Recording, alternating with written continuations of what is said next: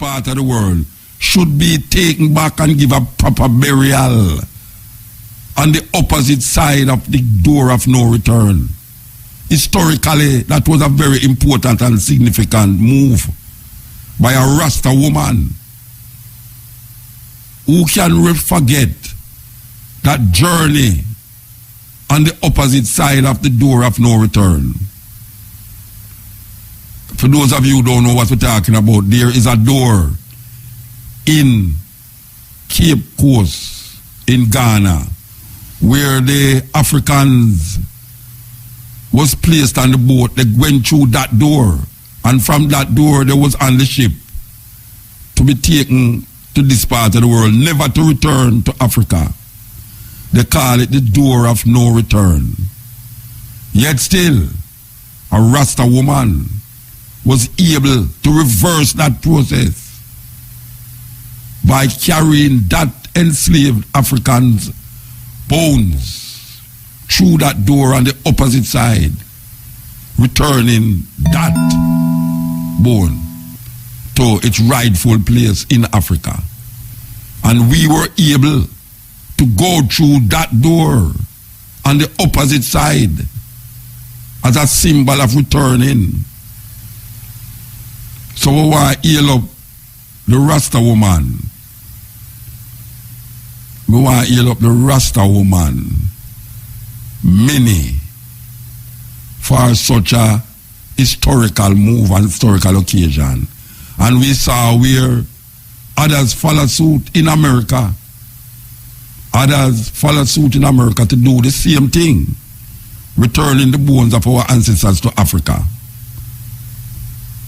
Very important symbolism. So, we come back to the argument that if Jamaica has been able, through the Rastafari movement, to be, according to Barry Evans, the memory of the Jamaican people as it relates to their African ancestry, African history. And governments come and governments go, and none of them has ever seen it fit to take up the challenge that was put to them by Emperor Haile Selassie I to make Jamaica a part of the OAU, which is now called the AU. And now we see 80. I must tell you that the government of France has decided to throw away what them call now the burden of money and money paid to what them call the borrowing, the money that was borrowed, the money that was owed. They decided they would cancel the debt from Haiti. The French government decided that they're going to cancel Haiti's debt. When Haiti don't owe them nothing still, it's them owe. But over the years, Haiti, can you imagine that? Just like the British, when the British found out that them couldn't hold the slaves and the Africans anymore because it was not monetarily feasible to continue slave trade, because the slave them was burning left and right and killing left and right. They had to release the Africans them. And after releasing the Africans them, they paid the slave masters £20 million to compensate them for loss. I'm not going to say employees, for lots of what them call now business, because of the slave emancipating the slaves, the Africans. £20 million. Now we see the French say the Africa, the Asian them owe them. And for years the Haiti government have been paying reparation money to France. Can you imagine that? You come enslave my people. And because it reaches a stage now where I am free, I have to now pay you because you don't have me for slave again. Well, we see that things coming up to bomb. That's why we say, the fight and struggle is long, but we are confident in the victory of good over evil. When we say the fight look long, because we see some things are going on, we will never believe so that it happened, Who would have believed that Britain would have paid the Mama reparation money? Even small it is. But who would have believed that the time would come when reparation would be paid to the Mama? Those warriors in Kenya who stood up against British colonialism and white supremacy and fight for them land. Fight for them land. So, Haiti, the first free African republic in the Caribbean, and if not in the world, where black people fight for them freedom and them liberty. Fight for it. There was a time when Jamaicans used to take boat to reach Haiti. I hope people don't know that, That people used to want to leave Jamaica to go to Haiti because Haiti was the only place where freedom exists for African people in this part of the world. And a whole heap of people don't know this neither. That the Haitian revolution started to put in the minds of African people in Haiti that they would go to America and free the slaves there too. The intention was to land and start a revolution in America to liberate the Africans them there who was enslaved. And them reach New Orleans. That is why you have so much Haitian retention in New Orleans. If you go to New Orleans, you can see it. Now Haiti will be part of the AU once the OAU started on the 25th of May by Kwame Nkrumah and Emperor Haile Selassie I, when Haile Selassie gathered them and said, look here, we have to set up a thing where all the African leaders and the state them come together to deal with African problems and solutions. So he called them to Addis Ababa. Haile Selassie, Kwame Nkrumah and many others, but the Organization of African Unity is no longer called the Organization of African Unity, it's called the African Union. And now we see Haiti will be a part of the AU. Wow. Jamaica. What happened to Jamaica? So we want to really talk to the Ethiopian ambassador to Jamaica about some of these issues that confront us as a people here and how we see Ethiopia and how Ethiopia reflects itself in Jamaica, and what is the place of Rastafari in Ethiopia, considering that Rastafari regional session has been there for years, yet still they are not recognized. Even though they have them children, they have children where they were all 30-year-old, will never come back to Jamaica.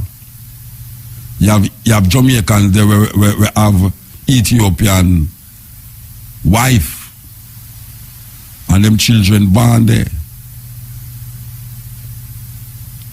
We want to find out all these things, but I don't know if we're going to get answer because you know them people are diplomat, them want to go around you and come around you. Anyway, click it, my brethren. Shop owners, now's the time to buy small and win big with Colgate. I've been a Rasta. I see me here like you want to do poetry, you know. We don't bother with that, you know. Don't bother with no dope poetry, you know. You see, I take what the singer them singer. A big tune. Him try for a big tune. Anyway, the Westmoreland Hemp and Ganja Farmers Association will be having a meeting on Saturday, June the 4th starting at 3 p.m. at Negril Escape, West End Negril. Now there's some here cash flow say my play. Cash flow, there's some here you play. Escape. Cash flow. No, Escape me here say I play. Which one? A Negril, Escape. Negril, Beach. Oh. Because we are telling you, I'm meeting a keep, you can't keep the dance there. The Westmoreland Hemp and Ganja Farmers Association will be having a meeting on Saturday, June the 4th, starting at 3 p.m. at Negril Escape, West End Negril.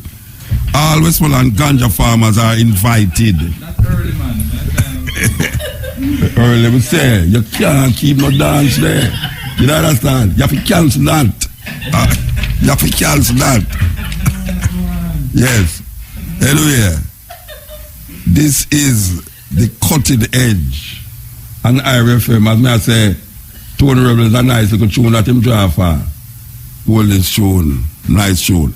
Anyway, hear this. Hey, you know, so I love that tune, yeah? I love that tune, you know, believe you me, I love that tune, yeah?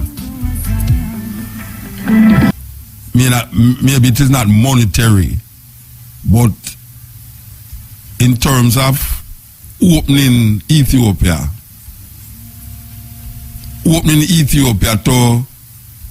to people of African ancestry, people who would not have wanted to go to Ethiopia, but because of Rastafari and the love where Rastafari show for Ethiopia, and the influence of Rastafari on the culture of different Africans in this part of the world. People want to go there. Yes, there's an interest in Ethiopia because of Rastafari, not monetary, economical, political interest, but historical and spiritual interest. So we can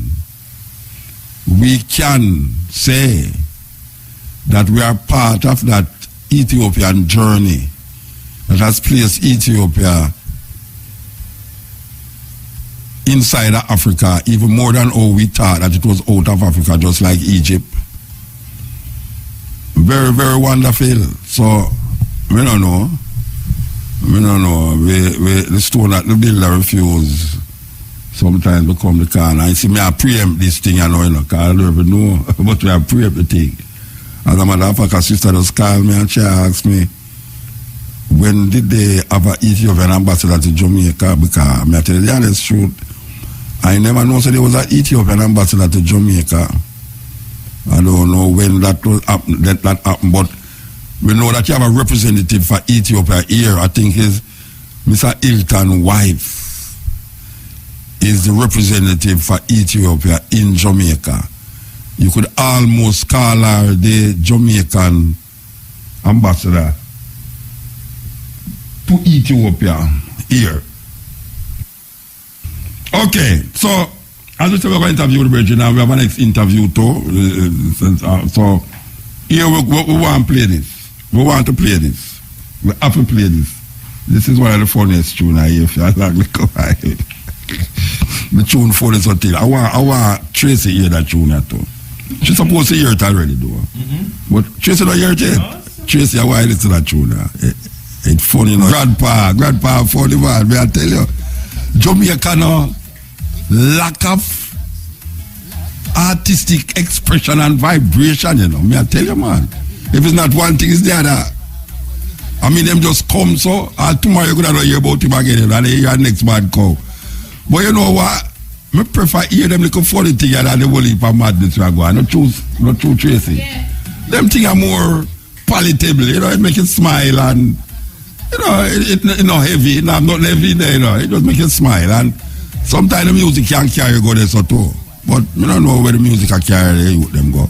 Believe you me. Tracy said she can vouch for every route of a frozen taxi man. Tracy said, why that are true? Every route of a frozen taxi man, I tell you.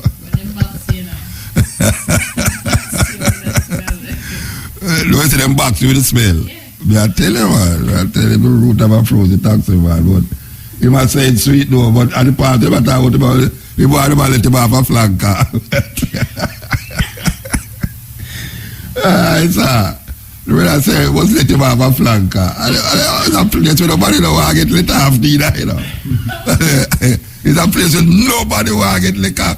But look how flanker was a nice place, though, eh? You know, see the first place me hear somebody dead when me know person is a Rasta man. We have a mital food right down there, so. And them just go shoot him. Terrible thing. That's a long before any, what them call it people them long there, scammer people them. Anyway, a little fun in the show. Nice. Can't wait till 1 o'clock to 2 o'clock to get the phone. You understand? So, we are telling about the Jamaica and Ethiopian link we are going at now. Apparently, the ambassador met with BAYSEE Grange and then plan to strengthen ties as it relates to technical support for long-distance athletes, as Ethiopians are one of the dominant forces in the world stage. In return, Jamaica will make efforts to supply Ethiopia with physical education, teachers and coaches, particularly in but not limited to the areas of track and field. Minister BAYSEE Grange explained this. According to Minister Grange, Jamaica and Ethiopia have created and fostered conducive environments for naturally talented individuals to mature into world-class athletes, and as such, any partnership will only yield greater success. So this is the meeting with BAYSEE that took place with the ambassador. It goes on to say that both Minister Grange and Ambassador Bureau acknowledge the important role Rastafari has played in strengthening cultural relationship between both countries over the years. So they said Miss Grange will be inviting her counterpart in Ethiopia to visit Jamaica to further reinforce the cultural bond between the two nations. Go on, BAYSEE. Go on, BAYSEE. The minister explained that much of the discussions that took place during the courtesy call will be concluded as part of the celebration of the 50th anniversary of the diplomatic relations between Jamaica and Ethiopia. She also used the opportunity to congratulate Ethiopia on dominating both the male and female segments at the recently staged Boston Marathon in the United States. Okay, and then she was joined by Rere and Lele. But she's reminding him, are acknowledging the important role Rastafari has played in strengthening cultural relations between both countries over the years that we are talking about. So, you know, the Prime Minister of St. Vincent,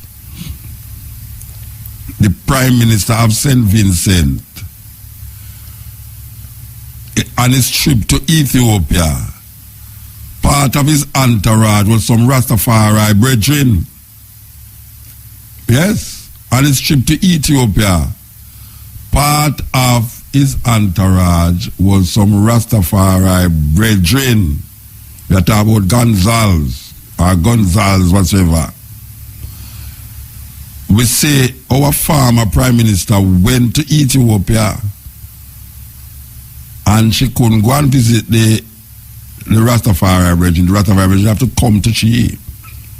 And when she came back here, there was nothing spoken about what transpired between her and the brethren and the sister in Ethiopia. Which one would have expected that, considering that Jamaicans has linked themselves with Ethiopia so long over the years. One would have thought that the Prime Minister would have made a priority to really look and see what the conditions and just reflect on Jamaican presence in Ethiopia over the years. Because long time Rasta there, you know. Long time. Long time Rasta there. But then, who to tell? But we know say, the thing are grind slow, but something happen. Things are happen. I don't want rest of them get despaired and despondent, you know. Things is happening. It may not be happening as fast, but consider and say, the Christian them they say Jesus Christ are gonna come and 2,000 years gone and him not come yet. And them still await. We now wait no 2,000 years still, you know. But we know say things are happening.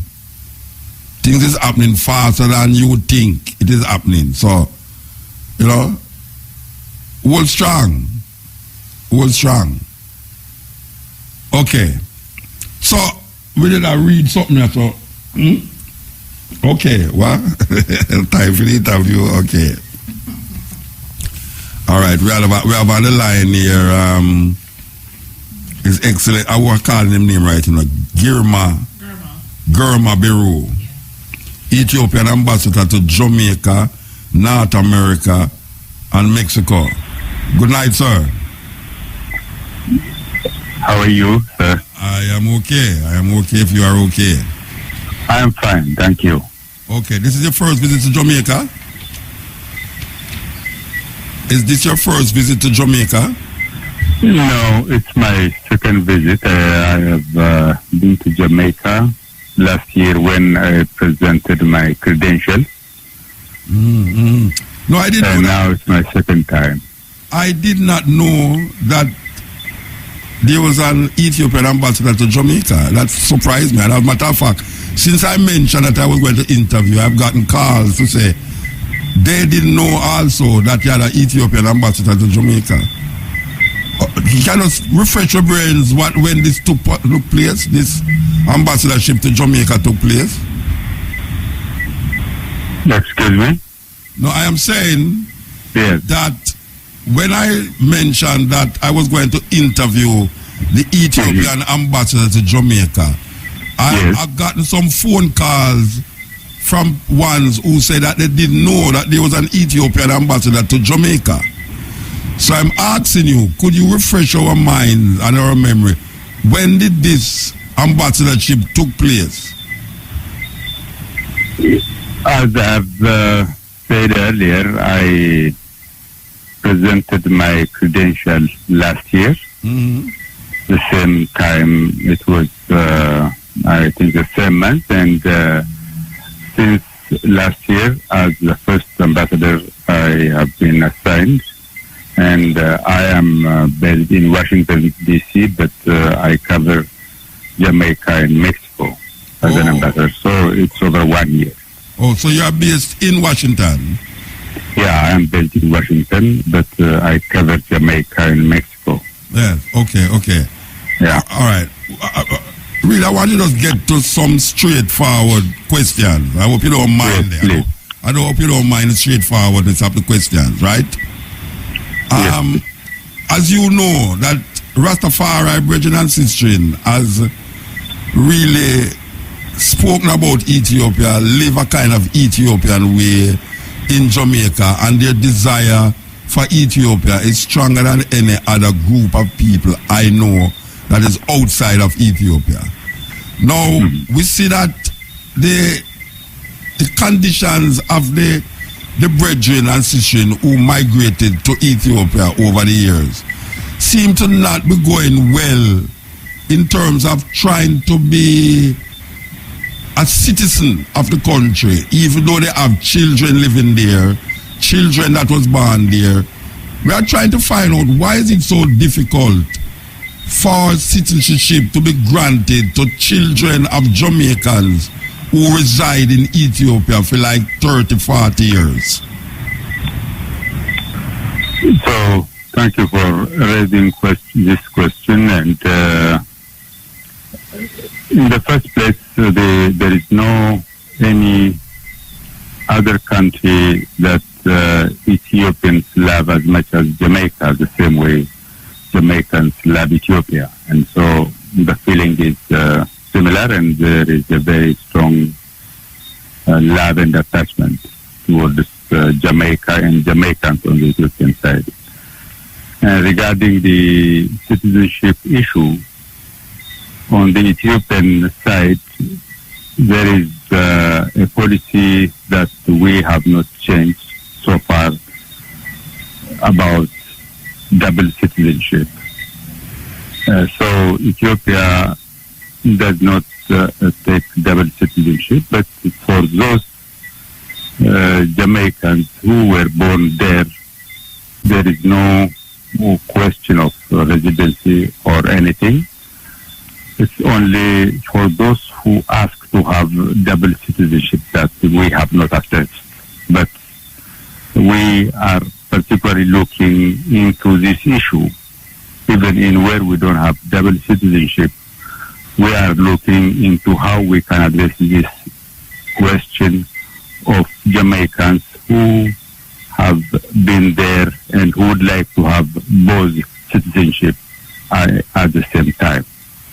But what I would like to be very clear about is that we have no problem in accepting the people of Jamaica who were born there to be Ethiopians. It's only a problem when they ask double citizenship, and that's a problem we have not yet addressed for others as well, not only for people of Jamaican origin who were born there. All right. Yeah. How long, to be a citizen of Ethiopia, not born in Ethiopia, how long could it or would it take for someone to be granted citizenship? Yeah, this issue, as I said earlier, is being looked into at the highest possible level, because this issue is an issue that has been raised when I submitted my credential last time also. It has seriously been raised on the government side here. And also this is an issue we have been getting from the Jamaicans living there. Mm-hmm. I hope it would be addressed soon, and this is my expectation. Okay, all right. There is a move right now for Africans. And when I say Africans, I mean Africans living on the continent of Africa. There's a move right now to discontinue the idea of visas for Africans on the continent. I don't know if Ethiopia is part of that move to discontinue visas for Africans. What I would like to know is, discontinuing the visas for Africans on the continent is one, but what about the Africans who were brought here not by free will but by force, and who desire is to go to and fro in Africa? What about discontinuing these visas, especially in Ethiopia, where we have to send our passport to our next country, to America or England, to get a stamp in it? What about looking into the idea of discontinuing visas, not only for the Africans on the continent, but Africans who are desirous to come and visit and just be a tourist, even a tourist? The visa issue is something Africans are looking among themselves first, and movement from one African country to the other requires a visa, but in general, under the umbrella of the African Union, we are looking into ways of increasing movement of Africans from one country to the other, and this has not yet finalized, but this is something our work in progress. With regards to movements of people from African origin back to Africa, would be looked into case by case in a similar way. So I hope this would be addressed through time, but as you know, countries have their own rules. So I hope it would be addressed through time. But Africa is moving towards removing barriers in terms of visa. I don't want to pry into what was spoken with the minister. I say a list of things that was spoken there. Did that come up when you met with Ms. Babsy Gray, the Minister of Culture and Entertainment? Was the visa part of it that came up, or was it just something that didn't really arise? Yeah, The minister has been very grateful in meeting me, and she has raised this visa issue and some other issues that would strengthen the cooperation between Ethiopia and Jamaica, and we have had a very fruitful discussion. Yeah, because what happened, Miss Grange and myself and others went to the Ivory Coast Prime Minister, and he seemed to be very receptive to that idea. But sometimes when you're not in the country and when you're not keeping communication, that get lost somewhere. I don't know why it keep getting lost, but this is something that we as Jamaicans, Africans, have been advocating for the years between Ghana, Senegal, and most of the leaders of the country is always saying that they agree. But when you leave, we don't hear nothing happening. So, we hope that you coming here as an ambassador will help to motivate and galvanize this need, because it is really something that is very dear to our hearts, that we didn't come here with no visa, and every time we have to go and give our passport to Britain or give our passport to America to get an African stamp. It's kind of ridiculous, really. So we hope that something else can happen. But we see that you were speaking about bilateral, we'll call sports, which is a big thing. Sports, very big. How did that meeting go with BAYSEE, Miss Grange? In general, I would like to assure you that Ethiopia would be a country that would like to look into this issue and address the question of visa, and would like to encourage also other African countries in terms of having a common visa that would allow all others to move among themselves freely, and also encourage other people of African origin, of course, to come to their country of origin without any difficulty. Definitely. So, yeah. Yes. All right. We was talking about you speaking about sports. How did that go? Because we know that that's a big thing there. You have the most powerful marathon runners. You have just one. I just saw Ethiopia winning some serious marathon there. We have the fastest 100, 200, 300 meters. How that connection will be between Jamaica and Ethiopia? Because we don't have the stamina that the Ethiopians have, and the Ethiopians seem not to have the Usain Bolts that we have. How does that link would go? As you know, we have the experience of cultivating good long-distance runners. Yes. And you are known in the world with having sprinters. So this is an advantage on both sides. So training and exchange of experts, we feel we can help Jamaica in training long-distance runners, not only here, taking them back to Ethiopia, where our long-distance runners take advantage. Yes. And we send also our sprinters here, so they will get the advantage of getting the training your athletes have. So through this, we feel, and also it was a similar feeling when we discussed with the minister, that the two countries could benefit from this exchange. And this is towards what we are trying to work for the coming years. I hope there's no fear of us being the marathon winners, because we have a way to take over the thing when we put ourselves to it.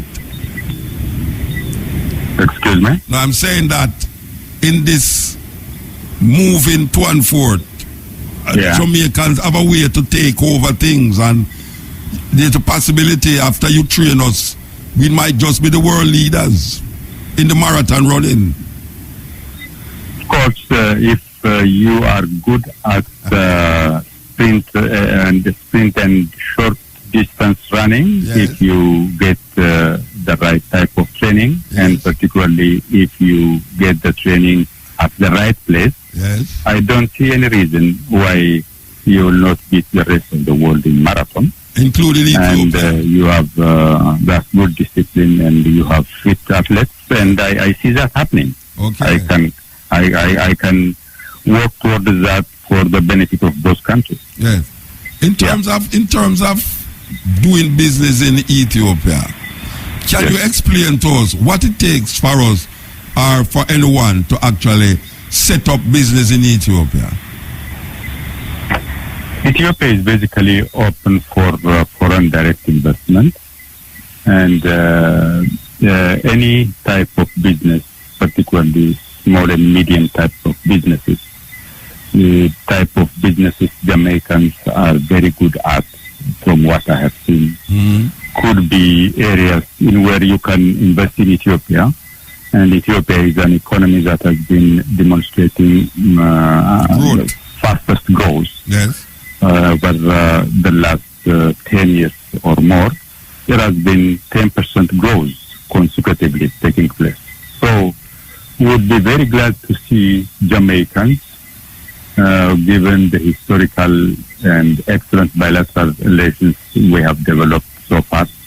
If this is strengthened through investment, we'll be very glad. And this is an issue I have been raising with different ministers when I was here. So all areas, it could be agriculture, manufacturing, services, and particularly areas where you are very good at, the tourism sector could be open for tourism and for investment in Ethiopia. So we'll be glad to serve you there when Jamaicans come to Ethiopia. Okay. You know that back to the Rastafari question here. The Rastafari Aboriginal history has always recognized, as you know, Haile Selassie still as the emperor of Ethiopia. We know that the government there is not a monarchy kind of government. They don't search for the monarchy anymore. Do you think that there is a possibility for the reviving of that monarchy in Ethiopia? Ethiopia has had monarchy for thousands of years, and we Ethiopians as a whole feel very proud about our history and the legacy we had through the monarchy. And in Ethiopia, we have now a federal system, and a system that has been established by the will of the people. So if any time the Ethiopian people wish to have a monarchy or a similar type of governance, it's the decision of the people to have it. So there is nothing that stops the people of Ethiopia to be governed by the way they like. Okay. Yeah. So it will stick to what we call a democratic process. Yes, and it's a federal democratic system, a government that is rotating from one to the other every 5 years. But, by the way, when the Federal Democratic Republic was chosen as a form of government in Ethiopia, to be led by monarchy was one of the choices that has been given to the people. Okay. So it's not something that has been ruled out from the Ethiopian people's choice.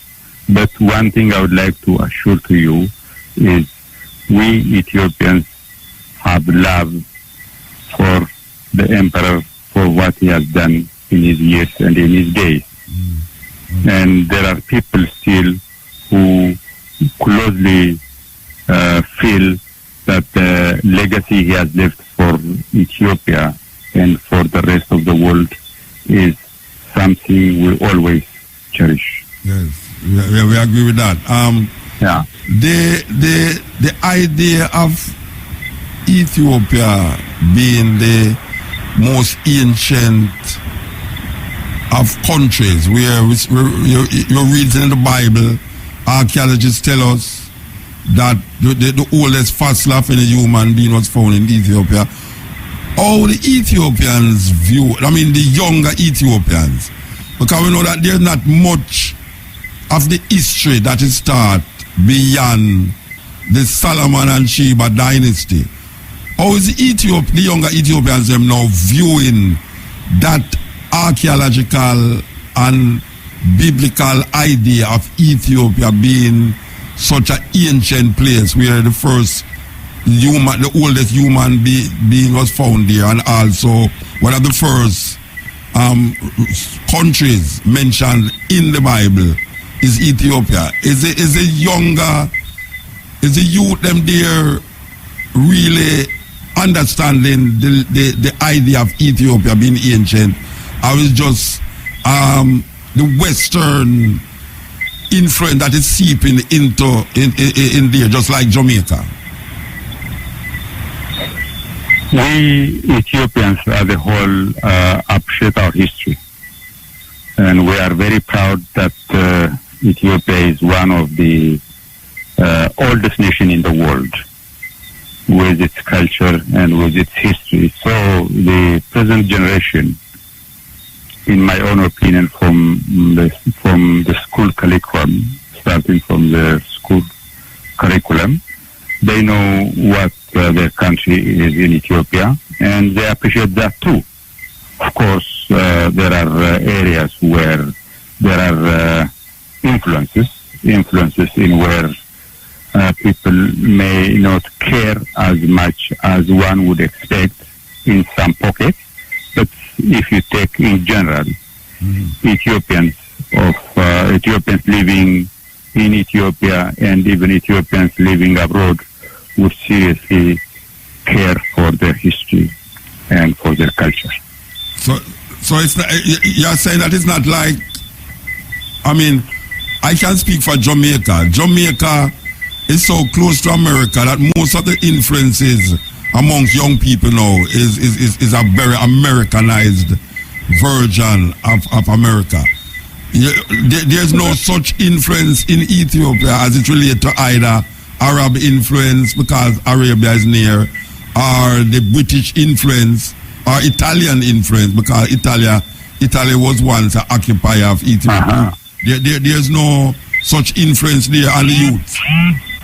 I agree with you that in the world we are living today, there is very strong influence, particularly through this globalized world.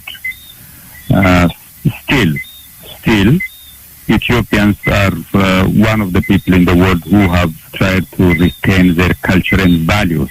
Yeah.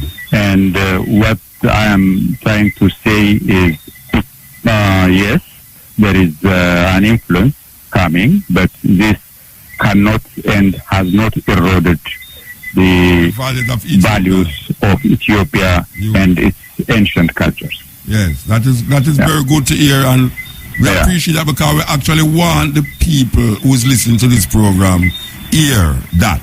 Very important that Jamaicans hear that about the values of Ethiopia and how it's still part of Ethiopia and not just something in the museums or the archives, but it is actually taught to the students in Ethiopia. Ethiopian history is taught to the students in Ethiopia. We can't fully insulate our own citizens from being influenced by outside culture. Yes. And some positive elements of other cultures are also good to take, but we do not allow it to erode the basis of and the values of the culture we have for these long years. All right, something here. What is happening between Eritrea and Ethiopia? Is that feud and that animosity still happening in that part of the world? Eritrea, Ethiopia. After the conflict happened in 1998, and after the war ended in 2000, the Eritrean and Ethiopian relationship has continued in a situation where there is no peace and there is no war. And still, I can say we are not in full terms, but there is no war going on at this stage. At this moment, At this moment, there is no war going on, but would be very much pleased on the Ethiopian side to resolve this problem. Yeah. And Ethiopia is ready anytime, anywhere to discuss and settle the problem. And it's very unfortunate that we have gone through that conflict. But Ethiopia is ready, and it has publicly announced that Ethiopia would like to sit down and talk and resolve its conflict. Yes. Is the threat, is Somalia, is what is happening in Somalia, is it a threat to Ethiopia's stability of Ethiopia, or the Ethiopians have that under control? Because we know that there was a time when the Somalia uprising was kind of spreading into Ethiopia and other parts of that part of Africa. How is it now today? Somalia had, as you know, Somalia had very difficult moments starting early 90s. It had turned that some state to be a stateless country. And now they have restored back at least their statehood. And now they have a central government for the last few years, and peace seems to be progressing. And they are taking back their position as one important country in the region. But they are not fully out of the wood in terms of the problems they had before. But I have full confidence that they will restore their country and peace would come fully back. And the government is doing its level best, and the regional member countries, particularly Ethiopia, is playing a very positive role in terms of building up peace in that country. And things are improving from year to year. And Ethiopia is playing an active part in the AU. Yeah, we are there, yeah. Yeah, because we know that the genesis of the AU was actually started in Ethiopia with Haile Selassie and other member states. So, and we know that the name has changed. We don't know the movement of Ethiopia now. Yeah.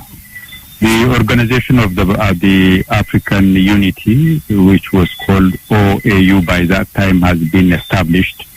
And Emperor Haile Selassie was actually the person who has primarily driven this organization to be established, and its headquarters was in Addis. And now the organization has transformed itself into African Union. From Organization of African Union, it has transformed itself to AU, and it has more wider agenda now.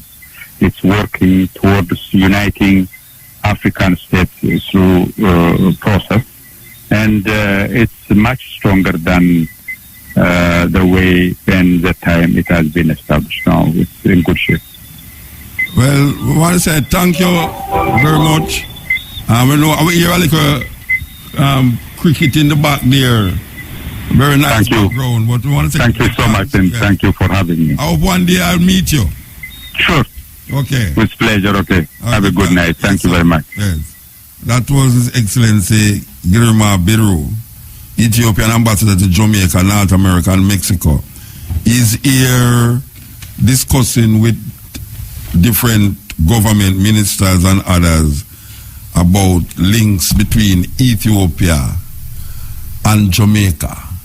This is the Cutting Edge on RFM. Yeah, well, I hear everyone in the house.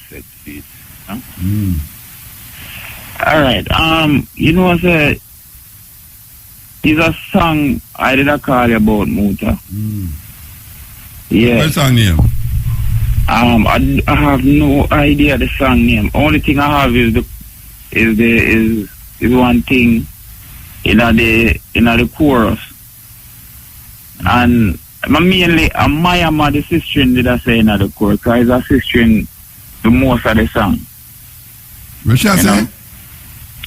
Mayama. It sound like Mayama, she did say. In a melody, like, in an African melody. Song or reggae song? It sound African. Mayama?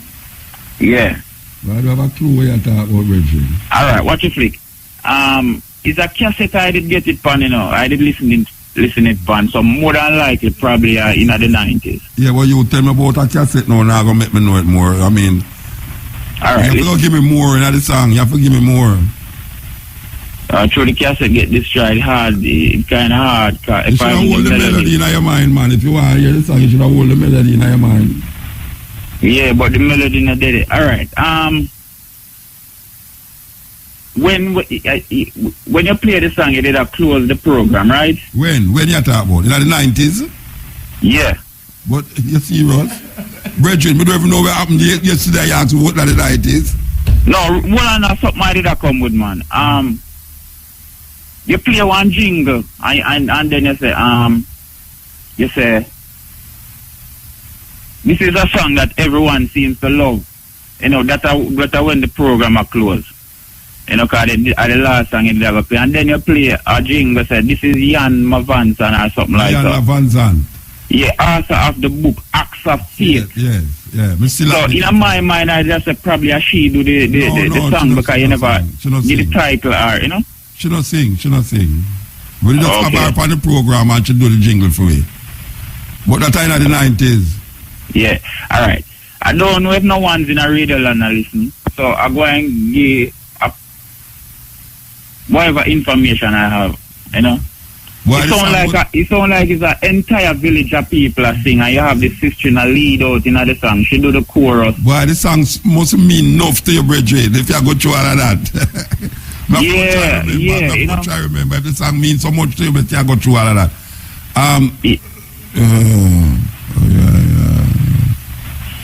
Alright, and one virgin do a verse in it too, you know. What you think, wow, so many people do verses of the song? Yeah, because 3 verses the song out. And you can't remember none of the verses them? It's an African language. It sounds like it's an African language it's singing, you know.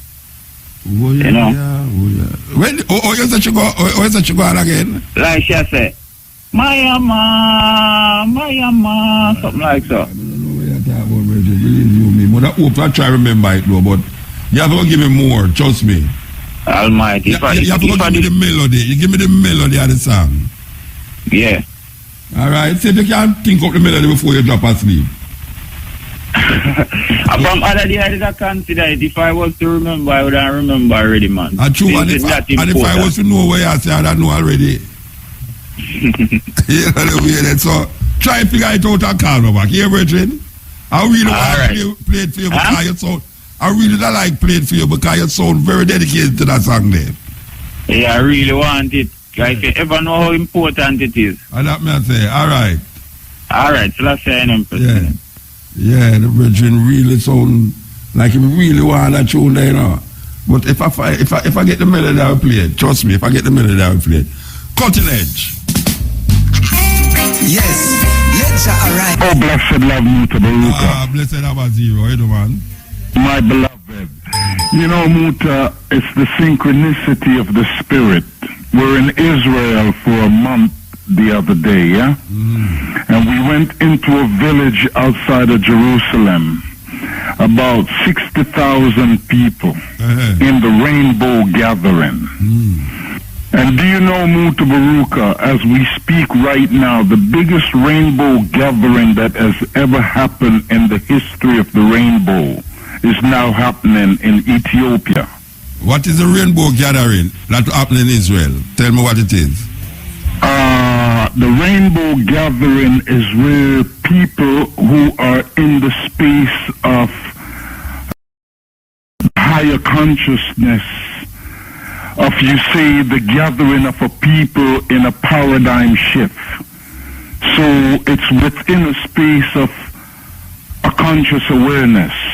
People who see that through gathering on an alternative level, not within the mainstream of the Babylonian systematical religiosity of expression, but just in a way of people coming together, harmonizing without using any monetary exchange, where you have the fire and you sing songs of praise and elevation.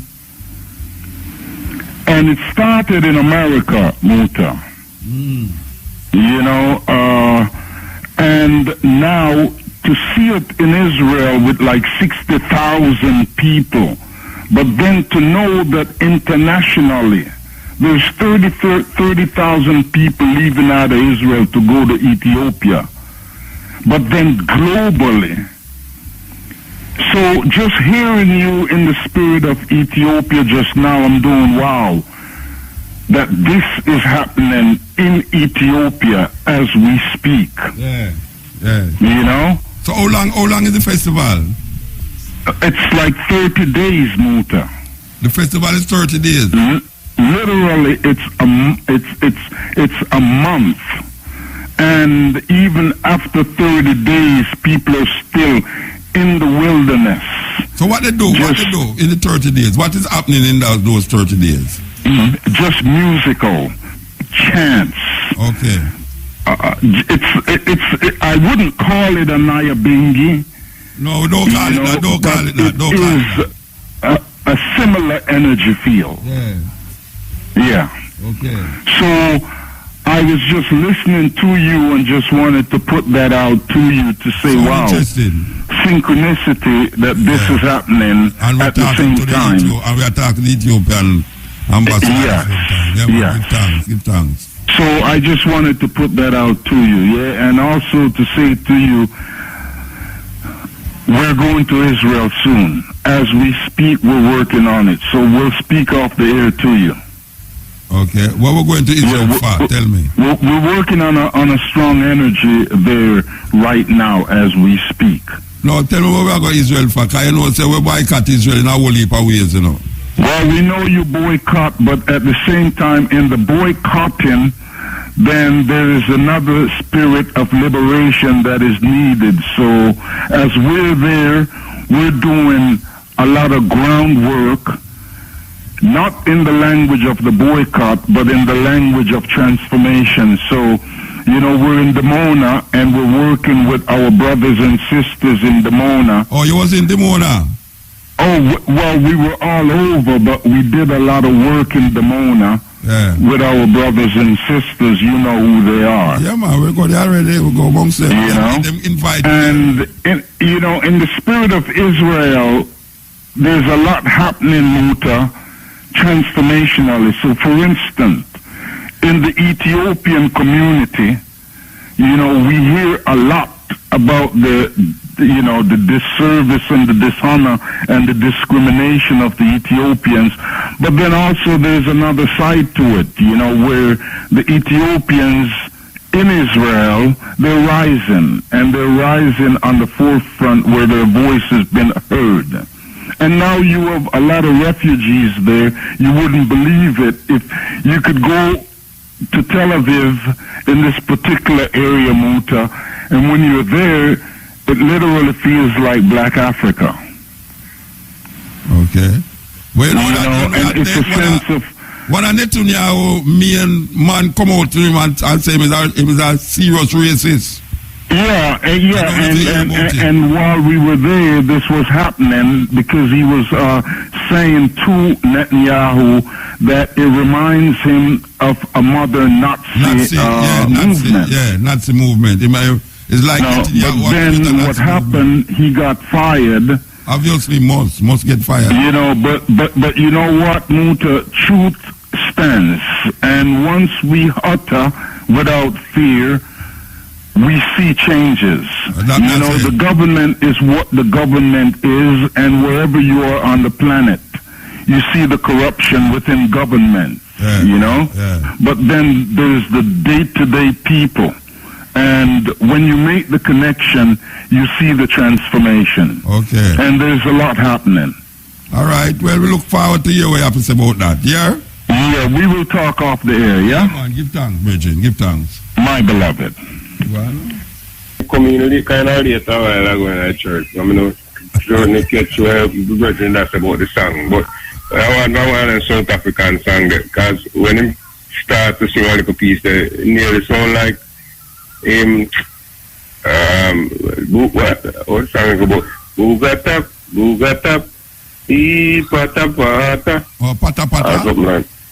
Kind of sound. The way I'm just start out the melody like. Yeah, he must say pata pata.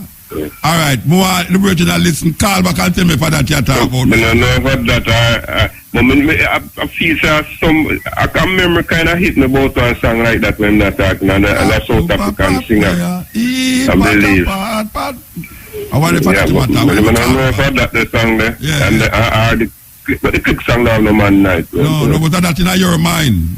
Yeah, it kind of come to me to like. I don't know like the click song. Never next pata pata. What it now? You all I wanted to. Yeah, it now. Oh, that's yeah. The click song. Make him call back. Make him call back. But never. You know. Help him.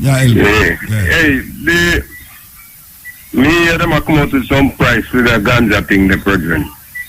Price what? The price them for the license them for the ganja thing. Yeah, how much you talk about? Yeah, you have to pay 300 and some are 500. But the US money them a quote the price them, you know. Yeah, most US them a quote it, you know. And the 300 are just for him put in the application. Yeah. And then now if you get the license like 2,000 US. And if you get the license for transport it, for you to drive, get one truck and transport the ganja between the grower and the seller at 10,000 US. Oh yeah? Who are going to find, which poor man can find $1 million? No, but poor man have to do is plant it and make money and fight him, they have to transport it and do it.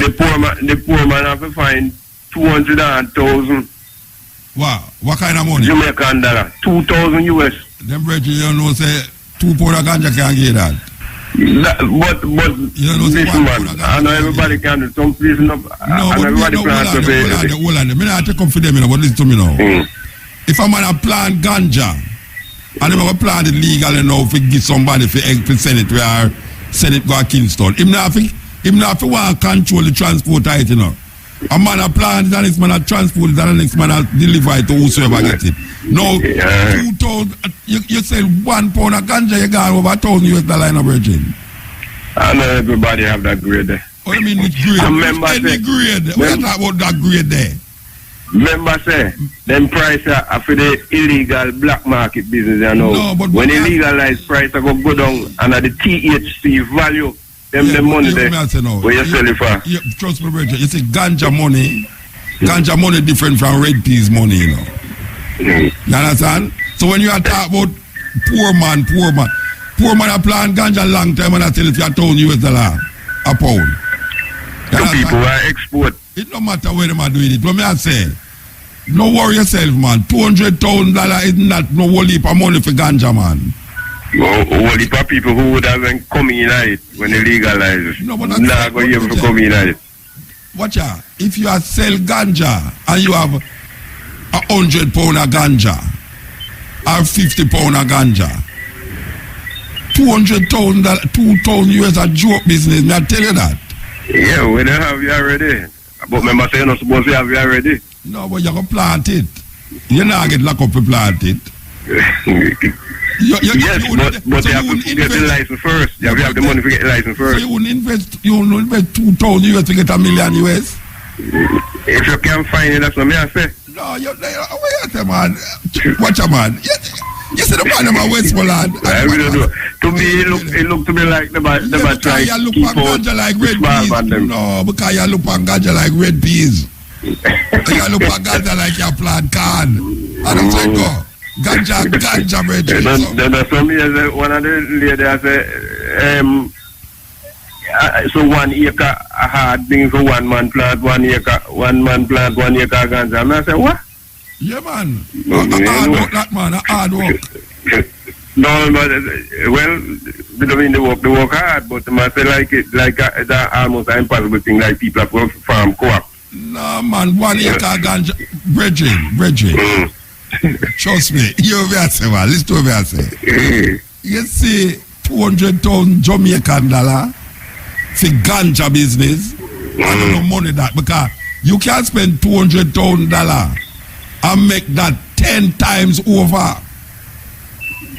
So, very true. But you know, man, the corner planter, wait there. You think ganja seller, when a ganja seller have a pound of ganja and I roll it out, you think it's a joke money business that? Nah, man, you just look at it too. If he said the reason I'm quoting the US do have to make sure say when the dollar slide, them still get through them money and not gonna smaller. Then you not gonna sell your ganja in a US dollar. If a white boy come here and want some ganja to buy, you're gonna tell him in a Jamaican dollar. You're mad. Watch out. In a them days, a medicinal thing them try to get you for sell. Medicinal in a them days when ganja sell, you see? In a them days when ganja sell. You think a white guy could have come along here and you tell him say you want $100 for your ganja and him give you Jamaican dollar? No, that's different, I tell you. That's different, I say. That's the black market business. Medicinal ganja or not. Ganja go plant and $200,000 is joke money to a ganja man. Me I tell you. A joke money that. To a man we establishing it already. A man, no, me I tell watch out. If you want to go in it and you go get an investment, $200,000 is joke investment. Because all you have to do is link with the next man, you know. I don't know one man thing I go on, you know. Man I go link with man and man link with man and man link with man and just you put that and when the thing come and work it out. So it's not like you look at the boy like a poor man can't afford it. And that's not the problem there. No problem no there. Because you when man put together and work out, you know what man me say when they have $50 $50 cash share for 2 and 3 or 4 man, and when they start make $200,000 $1 million cash share. Well, me no know no ganja man where you so switch that way there. I just recently now seen coke come in and all them something you see man a kill man for ganja and coke and them something. When ganja did not run, you never used to trade gun for ganja. No man a trade gun for ganja. When me I say now you have Rasta man from them days there, we are plant ganja with other man co-op, with the legal co-op. A man make millions of dollars off it. So me I say, it's not different no more than say boy right now. A little poor man I go find $200,000 for him. Not find it. But if him go check a man who decides say boy if him plant 50 pound of ganja, there's a man willing to take it. All him do just ease off some money off of the man and sign a paper say boy when the ganja are coming up, we will give you back your $2,000 US plus you can make sure say you buy 10 pound, 50 pound and fight for me at $50, $500 a pound or whatsoever. It's simple, man. It's simple. I don't know big thing. Trust me, I don't know big thing. Sure, them just make it sound that way to make you feel like the boy, the poor man. If the poor man can't afford it, go plant red peas. It's simple. If him can't afford plant red peas, or him go sign up with a big guy who can have the $200,000 and then he make a deal with $200,000. The guy has a look here. True, that's all the same because when I have the 3-year requisite living there, we have the money we put in it. Get a surrogate. If you say the big man go in a Westmoreland field, go plant ganja, no, he go want the finished product. Yeah, so all you have to do now, just go to him and say, watch out, me can plant that amount of ganja, you know, but me not have no investment. The government want $10,000 from me, $2,000 from me. Me need an investment. You think him not going to invest in a ganja? Watch and see where I go on. I just call a white guy from foreign and say, watch out. Me need $5,000 US to invest in a ganja and the guy don't want to give me the answer now quick. Kind of like first time when you call a man and say you need $5,000 to deal with ganja, because say, boy, they suppose police thief it. Suppose police Suppose police come burn down the field. No. Right now, must spend that for half a pound. And not only that, he must spend it with the surety say it's legal to plant it. That means say him not have to worry say him investment are going to get burned up by police. Because you got to sign legitimate, you go to the government, give them $2,000 US, and then you go and plant where you plant. The man who give the $5,000 over there, so you say, all right, see your $5,000, how much pound you want? You want 50 pound, all right, see it you know $500 a pound or whatsoever you tell it. You know how much money that 500 times 50? No, man. Sign them paper and make the agreement. BAYSEE won't tell it. the Trinity, the Trinity take out the meat out of rice. Yes, and we're going to do that to the government if them go and joke. You know it. No, watch out. I have no worry about it, you know. We are not idiot like first time, you know. It might look like certain things that go weird, you know, but me confident. Some man who did a plant ganja over the years, I go get money and fight legally. Just like how in the 70s when man used to plant ganja and he could have buy thing, could have look after him lady, say the pit the guy school and all them something like. And him did a hide and a dodge. No, him not hide and a dodge. I don't care. We have about big guy. Big guy now go in the field, go plant it. And that's how we have over them, you know. That you have man, poor people, according to what you say, when go in the field, go plant it. And when him plant it, he go sensibly enough to say, watch out now, it's legal now, you know, so therefore you have to pay me money. You have to pay me. And if you want to go carry for medical, this guy up at university, if you want £50 off for me, you have to go pay me the right price because I'm going to plant the right kind of ganja where white people want. You know what I'm saying? Because white people don't have to plant it, you know. By the way, you hear the guy who are run against Trudeau, the Prime Minister of Canada. Canada. What's name again? Trudeau. Yeah, man. Trudeau, yeah. You hear the opposition man say. The man say if him come in a power, he might go reverse the ganja thing. You never hear? Reverse. But why am I reverse? All right. But Canada know them have medicinal thing up there, go on. Yeah, but him say he might go reverse it. Totally. Yeah, he might go reverse it, veto everything and say, well, right, no, none of that. Yeah. But Canada ready for take Canada now one of the biggest buyer ganja, you know. That say, we're ready. Canada ready for buy some ganja from me. Jamaica never lose one, but that must be 38 billion like so what them go buy from Paraguay. 38 billion? How much billion dollar they spend on Paraguay? Oh, Canada. When Paraguay legalize up. Paraguay they legalize up. Uruguay or Paraguay? What them sound same way? Uruguay, Paraguay. Uruguay. Yeah, I'm trying to remember which one of them. One of them when legalized it. Yeah, and Canada, when go down, they go spend how much billion. Yeah. But them ever spend here, so. You know, it's the only place in the world where ganja totally legal. It's not a Korea. Not Korea. Ganja is totally legal. You know, ganja come like grass. If you pick grass and eat it, nobody knows. The natural shouldn't grow. Hold it, but when politics are the same. Politics, I know South Korea, I'm saying, no. Not Korea. No, me I say, ganja when become illegal when it's a natural plant. Politics. You understand? That politics, my understanding is that in India, it criminalized, you know, when because the people them will have fight. Like how we have the Maroons down here and them have a set of people in India a fight against Britain. Yes. And then people they used to smoke it, they worship the god Kali. Kali, yes. Yeah. I must say that's why we call it Kali down here. Yeah, and the river Ganges. Yeah. Because them used to smoke and then realize wait. I must do weed make them a man a fierce and a fight so hard. And I so come we turn illegal till then start use all kind of medical excuse and something. Anyway, give thanks, brethren. Give thanks. Yeah, man. Take it easy. Yes. Again, you're serious? In the night, yeah? All right, go on. Roll up your sleeve cause the home and things bargain buster is on. I know, said things now going to be the same like how it used to see in the 60s and 70s, you know. So man have to just line up himself. You understand? Not an individual thing, you know. You have to line up yourself. There's a time when you have to hide and you lose squares up and squares of ganja because police wait. Police wait till the thing mature and then come burn down your place.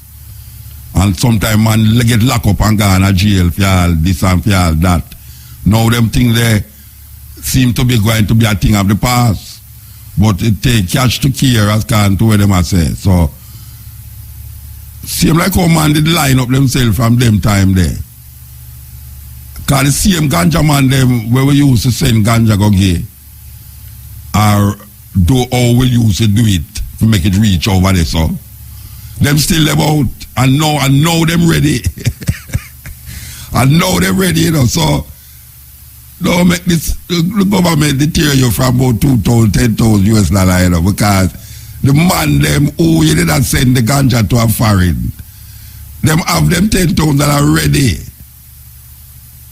And them $2,000 ready. So that's another deterrence. Don't make that deter you from doing what it's supposed to happen. Because money I gonna make, and man who did do this long time have to make money off of it. So it's the money part that we are working with, you know. It's the money part that we are working with now. We don't find out how we can really reach the seventh heaven when you smoke it. Now we are talking about economics. Because Rasta they don't know if we make economics off of it already. Nobody can tell Rasta about the economic of ganja. Long time man I do that. You understand? And man know what to do. So don't make the guys them make you get in a warped zone by saying, why $2,000, this, that. Watch your man, you know how much foreigner listen to me as well.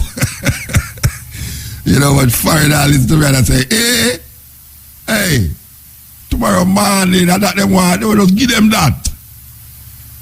Because we know say $2,000 is nothing. $10,000 just $10,000, a million Jamaican dollar is joke business.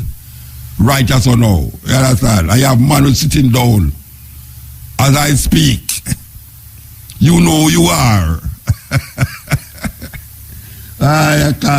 As I speak, you know who you are. You hear the man say, government want $2,000, $10,000, and $1,000 US currency. So, me know say you listen me, you know. Me know you listen me. All right, yes. Cutting edge. Yeah. Hello? Yes. Mota Wagwan. Cutting edge. Yes, cutting edge. Yes. Yeah, man, I like how you talk about a ganja thing there still, you see? Hello? Yeah, man, I listen to you. Yeah. For me, remember, the ganja alone, the man who plant food with it, too. Yes, sir? Yeah. I hear the whole heap of youth now achieve from food plant, you know, same one plant ganja now. Yeah, but when the man them plant the ganja, them plant food too, you know? Yeah, we know that. We don't know, say man used to plant ganja and food mix up, man. Sometimes you can't even find the ganja, you know, because you plant in a place where you not chop down the bush. Right. But anyway, me have a few things to say, you see? Me used to work in the Grand Cayman on a working permit. You hear me? Yeah, man, I listen to you, man. Yeah. He ended up that somebody run my car. And he ended up that me have to come home. So he ended up that the medical right in Jamaica. All that. So the lawyer that was have it. He said to me that he want a follow-up report. So I get the follow-up report and I fax it to her. And so when I fax it, I'm gonna keep the original. Alright. At time when we send anything up to her, she will send back an email and tell me thanks. So me know that she get it. Alright. So at time now when I call her back, say that the insurance company doctor will call me. Where there is none, never call me. So after that time now, I call her back until I don't get a call. Then afterwards they say that I have to come up to come do it. So I say, alright. So after that time now, I call her back. You hear me? Bridget, may I listen? You have a cut here. Okay. May I hear you, man? May I listen to you? Right. She say they have me 10,000 CI. They have 10,000 US dollar for you? No, it's 10,000 CI. 10,000 Cayman Island, yeah. Yeah. So I said to her, I said, you know, so I spend more than that, you know. I mess down so long and do nothing for according to my injury. Then she say she could put it a court. Then after a long time again, I call her back. I mean, I really get her, but me get her secretary, and the secretary would say she gone on leave or something. And continue to call till one day she answer me and said to me that she really glad me call for insurance company that don't have her no more. So I said to her, say, all right, give me something in writing that me can see why the insurance company why they don't want offer me no more. From assurance, say all the car we may have, me lose all my tool and everything from me. You understand? All right. Anyway, she say she go send it, come give me. All right. So in night, me ask me that if you look it up for me. All right, hold on there, Bridget, because it sounds like you want to tell me the whole story, which it sounds like the story come to 1 year. You know, son. We don't have 1 year. What me I say now? What is the point of the call? Why you call? No, the point what I call. You see? Story, yeah. What them a dispute now? That they do not get the follow-up report. You understand? So you have a liar. You have a liar. Yes, I get one down here now. And what the liar say you must do? I bring this follow. I bring every document when I have and carry to her. So she say she contact back the liar back over Cayman. And she say case open and so on. Okay. So by the time she write back to her, she don't answer her again. All right, she say she write to the insurance company, and to what she tell me, the insurance company just a carry her around. So why? So me don't know. So if the liar get carried around, what you expect to happen now then? What you expect to happen? If the liar, if you employ a liar to look about the thing, and the liar tell you say she get carried around, you go find the next liar then? No, she don't really tell me say she get carried around, but to what she has said. And you just say that, so she get carried around. Yeah, all right. To what she has said to me now. But the story can't follow the whole 1 year I had, you know. 1 year? Yeah, I had. Then don't forget the next liar then, man. That case of 2008, you know. So almost 8 years long. Yeah, so you're in a serious problem. Yes, sir. So what you expect to happen now? Right, you call and you say this thing now. What you expect to happen through the program? What I expect to happen, I need somebody now if give me a direction. Yeah, well, me tell you the direction. Yeah. Change the liar. We don't know what to tell you. But me just pay the liar. Money. Me pay the one over Cayman. 2008, 9, 10, 11, 12, 13, 14, and nearly 8 years. And yeah, now come out time. Me pay the one on there. You see the one in Cayman, the first one I have it. My boss tell me say he needs some money, you know. And me send some money go give him. And right now in dispute, the money say he not get it from my boss. You understand? So moving from liar to liar, it is cost me a lot of money. So what you expect to happen there? That me I say. What you expect to happen now? Because I tell him I'll get an ex-liar. You say, well, you cost too much money. So what you expect to happen now? What me expect to happen? Me want the insurance company no say. No, but you have to go to the insurance to tell them that. You can't tell me that. You can't call for the radio to tell me say you want the insurance no say. You have to go to the insurance company. No, what I say no. What I say, the MRI them and thing, and me ready. I would I doctor them ready. You understand? No, I know you say, Bridget. You say all of this thing on the radio. Huh? You saying it on the radio. How it will help you? And that means for further where you want to after 8 years. When you say it on the radio, what you expect to happen? Well, we don't know no more. Me just set up this thing along. Okay, yeah. But I mean, I suffer it right now. Yeah, you're frustrated. You're very frustrated. Yeah, 8 years are very frustrated time. Right. Yeah. And it just cost me money.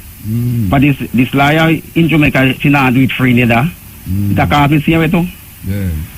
So if we go change the lawyer now. Yeah, me understand. To our next lawyer. You have to pay more money again. Right. Yeah, me understand. Where they are me at fault, you know. You understand? Yeah. So when the lawyer dispute you over there, say, you know, get the money from my boss over there. You understand? Yeah. And I send the money go give him. Yeah, it's on our way. So right now this thing I draw out too long. Yeah, I agree. You understand? And I mean I have to fight for me have a child in a college and so on. You understand? Yeah, I understand. Uh-huh. All right, well, I don't know if to tell you, Bertrand. Maybe somebody out there can listen to me and give a suggestion, but I personally don't know what to tell you. So we hope that somebody will listen right now that can call me and tell me, say, what you should do is A, what you should do is B. All right? All right, Muta, we talk again. Yeah, man, blessed man. Blessed. Yes, and that, I say, I saw the system stayed, frustrated to the point where you just want to give up.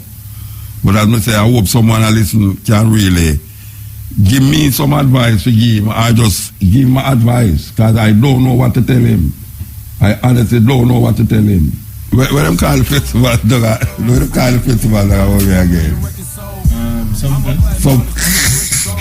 I'm sure you say if I'm going to ask me to remember something last year, and me can't remember something we're going to go on tomorrow. Reggae Sumfest. Where that Ziggy Marley will be on Reggae Sumfest. You know, it's long time, nobody knows the Ziggy Marley still. You know, them cut long it to 2 nights. And it's under new, what I call it, new management. Yes, Sumfest under new management. And the new management I say, no hip-hop. That the new management I say. The new management said name Reggae Sumfest. Right, Brian? Yes, sir. You stick to Jamaica now, dancehall music and reggae music as how it's supposed to project. Somebody call and say the brother. Yeah. You can call CCJ, Caribbean Court of Justice. Okay. Brethren, you hear that? Somebody suggesting that you call the Caribbean Court of Justice. Or go to the Caribbean Court of Justice. Which part of the Caribbean Court of Justice there? Anyway, find out. You must can find out that. Brethren, if you're still listening, and that's right there? Caribbean Court of Justice, they are Trinidad. Anyway, you have to find out from the Caribbean Court of Justice to take up that case that was in Cayman Island. So that is the suggestion that somebody just give me. Okay, yes, Ian. Alright, we are talking about the Sumfest and Ziggy Marley. So Ziggy Marley will be on the Sumfest. And we just say that the new people them who take over the festival deciding that it's going to be Jamaica all the way, preserving the culture of Jamaica. We love the hip hop, but you know, we can't feel like say in order for reggae or dancehall to move, we have to fuse it all the while with hip hop music or some American strain. When we know that reggae festivals all over the world is surviving, and when them say reggae festival, them really mean reggae festival. The amount of reggae festival will happen between now and September in Europe. And if you look on them, you don't see no other kind of music than Jamaican music on it. Because when you have a blues festival, blues festival, them they have a blues festival at Jamaica, no blues them. They have a Jamaican thing named Jamaica Jazz and Blues, You hardly see any jazz, or you hardly see any blues. It's some washed up disco artists, them put on it. And this and that. I must say, one of the best jazz and blues festival I witnessed was the one with Celine Dion on it. Ironically, Celine Dion show. The presentation was like, wow. But most of the time, the jazz take a little sidewind that visit gone round at the back. The blues, almost none. So I hear that them not have no jazz and blues festival. And then now we say the Jam World, not Jam World, the reggae festival, we're supposed to be a reggae festival. We look all over the world and we see reggae festival are going, and we see it a reggae, upon it. So we say it is good, a good move. It is a good move to reggae-rise and dancehall-rise the festival. I hear that they're not going to do it 2 days. The show part, right? Still going to have the sound system, but they're going to have the right name there.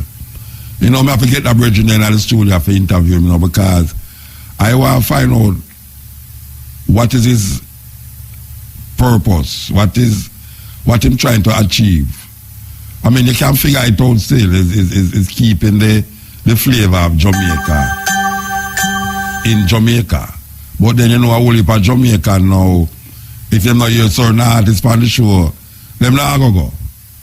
And then now it poses a problem with the person who are promoted to say, well, you want to see, we try this and it not work because it's really reggae with the things that the people them want.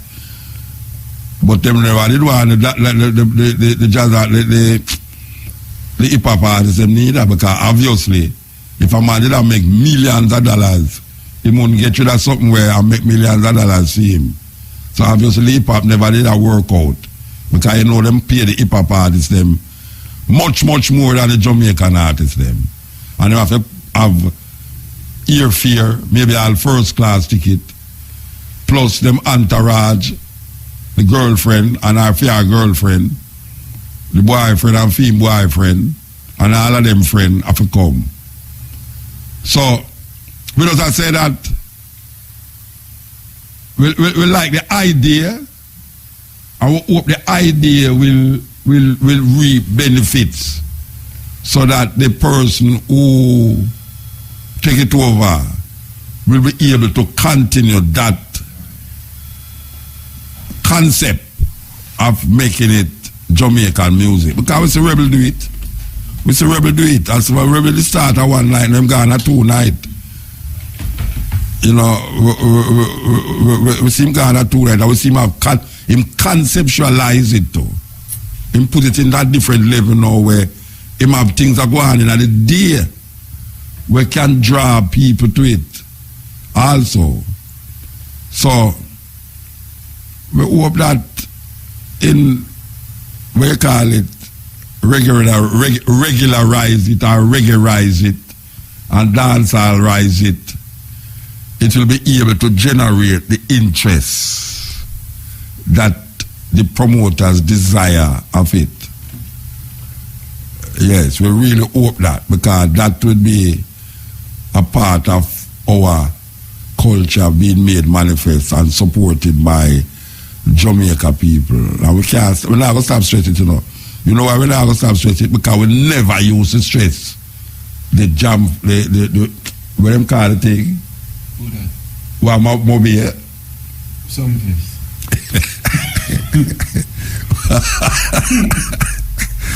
We never used to stress some face, you know. And you know, say, one of the reasons why I never used to stress some face is because them say them nah put me back on it.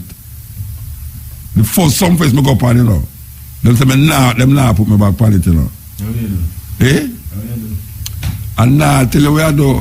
But I come see people do some things on the stage or for them stage where I never even know some people would have do on stage. I go at some face already and see them do things on the stage where I never know some people could have do on that stage. You know, see it. And I try to do is uplift the people them and show the people them certain consciousness and things. And man say, nah, put me back on the stage. Or woman say, them nah, put me back on the stage. But them never box no food out of my mouth. From 1993 till now. 1993 till what? 2003. Almost 20. Almost 20 odd years. Me no go upon that. I'm still I eat food. Dinosaur, right? Me eat food after some fest still. You know, understand what I say? Me not talk about eat food. Because me no go upon them. Me still I eat food after some fest. Okay. The first some fest when me go upon, me still I eat food after it, you know. Oh, you mean?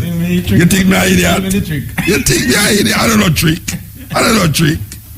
I don't know trick, man. Me still I eat food and fight. Even though the man them tell them now put me upon them some first. And then me come see say, you know, it take over now, and that's why we say we hope say the next people them want to promote it now, who recognize that they want to keep it in the family by doing reggae and dancehall music for the festival. See? So when me see it, you know, yeah. It come like it not gone fully to that person there. No, me not say gone fully to them, you know, but split thing still. Yeah, but see, the split thing say that you're going to have 2 nights. One is dancehall night and one is reggae night, international night. Where them going to bring in international reggae act or international Jamaican act. You understand? Not Beyonce. I mean, I'm not against Beyonce, you know. I love how she look. You understand? I love how she look, but you understand what I say? Yeah. So, the splitting means, you know, 2 nights, the same length of time where you're going to have the sound system thing and thing, but 2 nights. One is dancehall night and one is reggae night. And you know, so the reggae night is always the hard night for people go there. For the dancehall night, every other night fall down. You understand? So the promoters have to go find a way now. Forget the people them interested in the international night where just reggae upon it. Because the other man them who did that do it, bring hip hop and them lose too. See? Because they say reggae alone can't hold nobody. See, so Jamaican people now have to go make them know say reggae can hold way. So the people them now have to go find out which reggae can hold the people them that they would have spent. I never know how much money them are charge. I go to 50,000 to go in. Like, yeah, man, will say $10,000 to go over and charge the people them with $2,000. I don't know how much to go in and show nowadays, you know. But it's important. It's important that we keep the thing. Because we see it happening in the world, over the world. I mean, a reggae, you know, a reggae. I always hear a go on, a reggae, you know. Yeah, so if reggae can't draw 60,000-70,000 people are foreign, now 50,000 people can't hold that little place there, you know. You talk about like 15,000 people. After going over 15,000 people, the place start to get uncomfortable. So much? Yeah, so I could say 10 to 15,000 people in there, so reggae supposed to can draw 10 to 15 people inside there, so we don't have to go on like say Jamaican people don't love reggae. You know, like, you know, they don't love dancehall. Because you know, say the dancehall thing is always a surety. That is how the people them hope say dancehall night are going to be so big that them can use part of the money that I'm bringing Beyonce. You understand? Because the dancehall night now, everybody will walk up on the dancehall, so they will take a little bit of money still. Forget the exposure. But the man, them use the money and bring in a big act. And them lose half of that. Because me I say, the act bring in him friend them, him girlfriend, and the girlfriend bring in for her girlfriend, the boyfriend bring in for him boyfriend. And the boyfriend bring in for him boyfriend, and the promoter have to pay for all of them. Where you to the boyfriend bring in? Yeah, the boyfriend bring in the boyfriend. She said the boyfriend bring in. That me say, you think I don't know what I say? But you know what I say too. No, we are brethren, them not brethren. We are talking about, we are brethren. Me are brethren, you know. Okay. Them are me know what I say, you know, brethren. Alright, that's why I know you're conscious. I mean, I'm conscious of what I say. I want the Brian, sir. Brian. You think somebody just say things? You think me just say things? Because you know what I say to somebody know where you're going like you don't know what I say, but you try correct me. Where you try correct me for? I know what I say. Alright. Cutting edge. EL. Blessed man. How you doing? Yes, thanks, Rastafari. Long time ago. Boy, you sound like you don't sleep and wake up, man. Yeah, it's true. Yeah, you hear it in my voice. Yeah, I know me well, you know. Make me just wait. Yeah, okay, listen. Yeah, good revolutionizing with the show there. Yeah, man. That's it's just that, as the I say, come down to economics. Yeah, economics. You know? Yeah. Economics. There's a money run things, you know. Yeah, definitely. And then now, on top of that now, it stand formation. You know, the consistency of those who are in the organizing, you know? Yes. Thing after thing, and they are just rightly said that too, because, you know, people is people, you know, and they can get swelled with certain things. And, of course. You know? Yeah. Thing just jump again and they say, as the I say, they just find a way to make an excuse and say, yeah, the people them, blah, blah. But not the people them, because as the I say, them space, they small space. To ramp up with reggae music. Small. Of course. Most of the reggae music is international. It ain't just the music where you used to get them 5 days ago in Jamaica and just, no. But most of the festival were me attend over my period of touring in a Europe festival. 15,000 people is like the place empty. Yes, sir. 20,000 people is like the place empty. Me on stage already, I can't see the back of the stage, back of the field. People love reggae music. People straight from the front of the stage, go right to the back, dance, you know, empty space. And the music is worthy of that love. What do you mean, man? Because what it do for people. Coming to dance quickly, you notice the fight still goes on for that, you know, for that, you know, because it have its place within the scheme of things. And the fight that people give in dancehall, I think the fight should be directed to lyrical content. That's the people that talk about, man. What do you think they talk about? We know it's that in Higher Congo. And I know is that. Yeah. But at the same point, the fight continues in a generalized way, you know. Like with general, like what them say. Them say dance all totally a full thing. They know that. That means it's game they're playing then. Oh yeah. Because if they know that, they should not fight the music. They should just fight. They should just come to the conclusion of what is messing up the thing. Right? But I feel that most people who talk about it and that them talk about how it mess up the youth them mind and the things them we are going on the dance hall. I think it's that people are talk about. Them just say dance hall music. But you know, maybe it's a broad statement, but yes, you know, that is the point I'm making, the broad statement. And you know, in the space of time, I come to the conclusion it's too broad a space. They should direct the fight where they ought to direct the fight, because the music within itself. It's innocent of all the accusations, you know what I mean? What you know? Talking about money, keeping it on money again.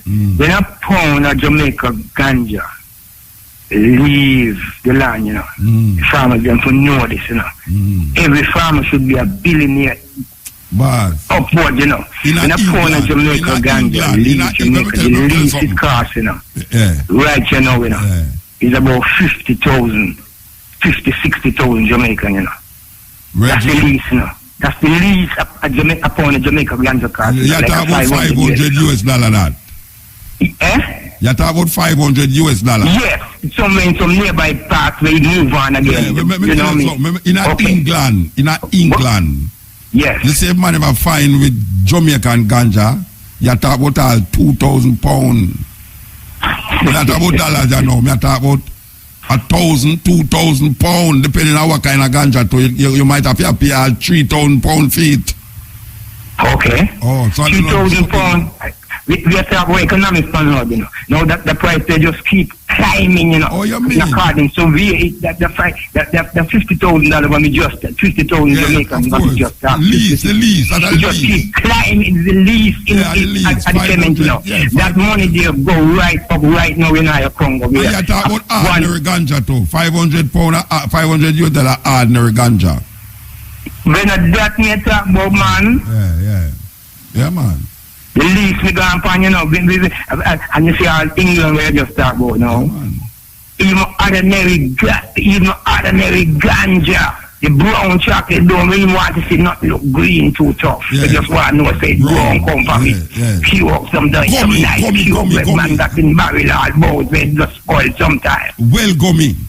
Oh, you mean like the original Cali? They think they fetch the money they up. No, the price of we just talk about with England, you know. 2,000 England pound, you know. But we could have the problem with that reason, you know. We could have talk about 2,000 that joke and one minister listen like all the Shah brother, you know, and just turn shark. And so when you never discuss contract about 2,000 a little bit, we could jump into $4,000 like when them do the when them do it on the highway. Then jump the highway and make people go out vex the people and say, you know, see roadside come over upon it now. Yes, sir. It's like the Chinaman, they never plan out the thing properly. Rain come and show them say, watch a man nature, you are a human being, you know, so we can't stop certain things. And respect.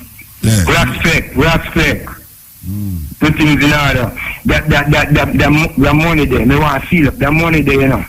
Go right up to at this point in time, you know, 1 pound of Jamaican ganja, you know, can fetch a meal and a meal up to $1.5 million, you know, Jamaican, you know. In certain parts of the world, in Japan, and so I could just go out Bermuda. Big money, 1 pound. Right, so like you say, no for them in a Bermuda. No. We just know what's going on around our sacrament. Yeah, me know that too. We just try to get the knowledge of what is going on around our sacrament. Yeah, man. Here, there, and everywhere. Yeah, man. Yeah, because we have an island, you know, Bongo Water used to always implode the big house, you know. If we plant food and ganja, If we plant food and ganja, I mean, I tell them now, so make them save the seed. Save the proper seed. The better word. Better word. Yeah, man. Give thanks, Rastafari. Isis Brethren, give thanks. Aye. Yeah, this is the Cutting Edge and I FM. We're there with you. May I tell you, why not take it, man? Listen to this. Jesus hang alongside.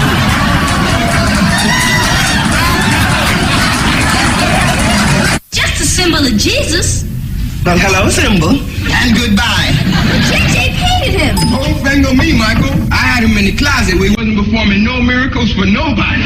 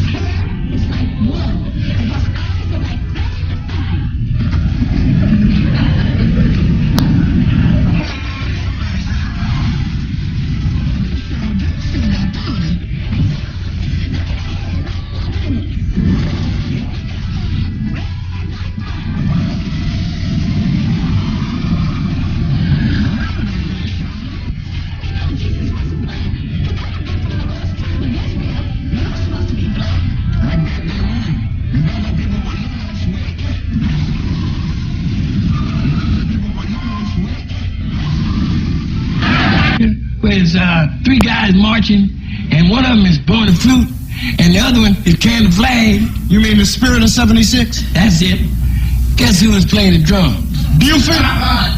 Buford. I've seen that picture 1,000 times, and all 3 of them dudes is white. So what? How many times you see pictures of Jesus and he's white? Well, what about him? That's wrong, too. Because you can't hang around Jerusalem no 30-some years and don't wear no hat and stay white. Jesus hang alongside.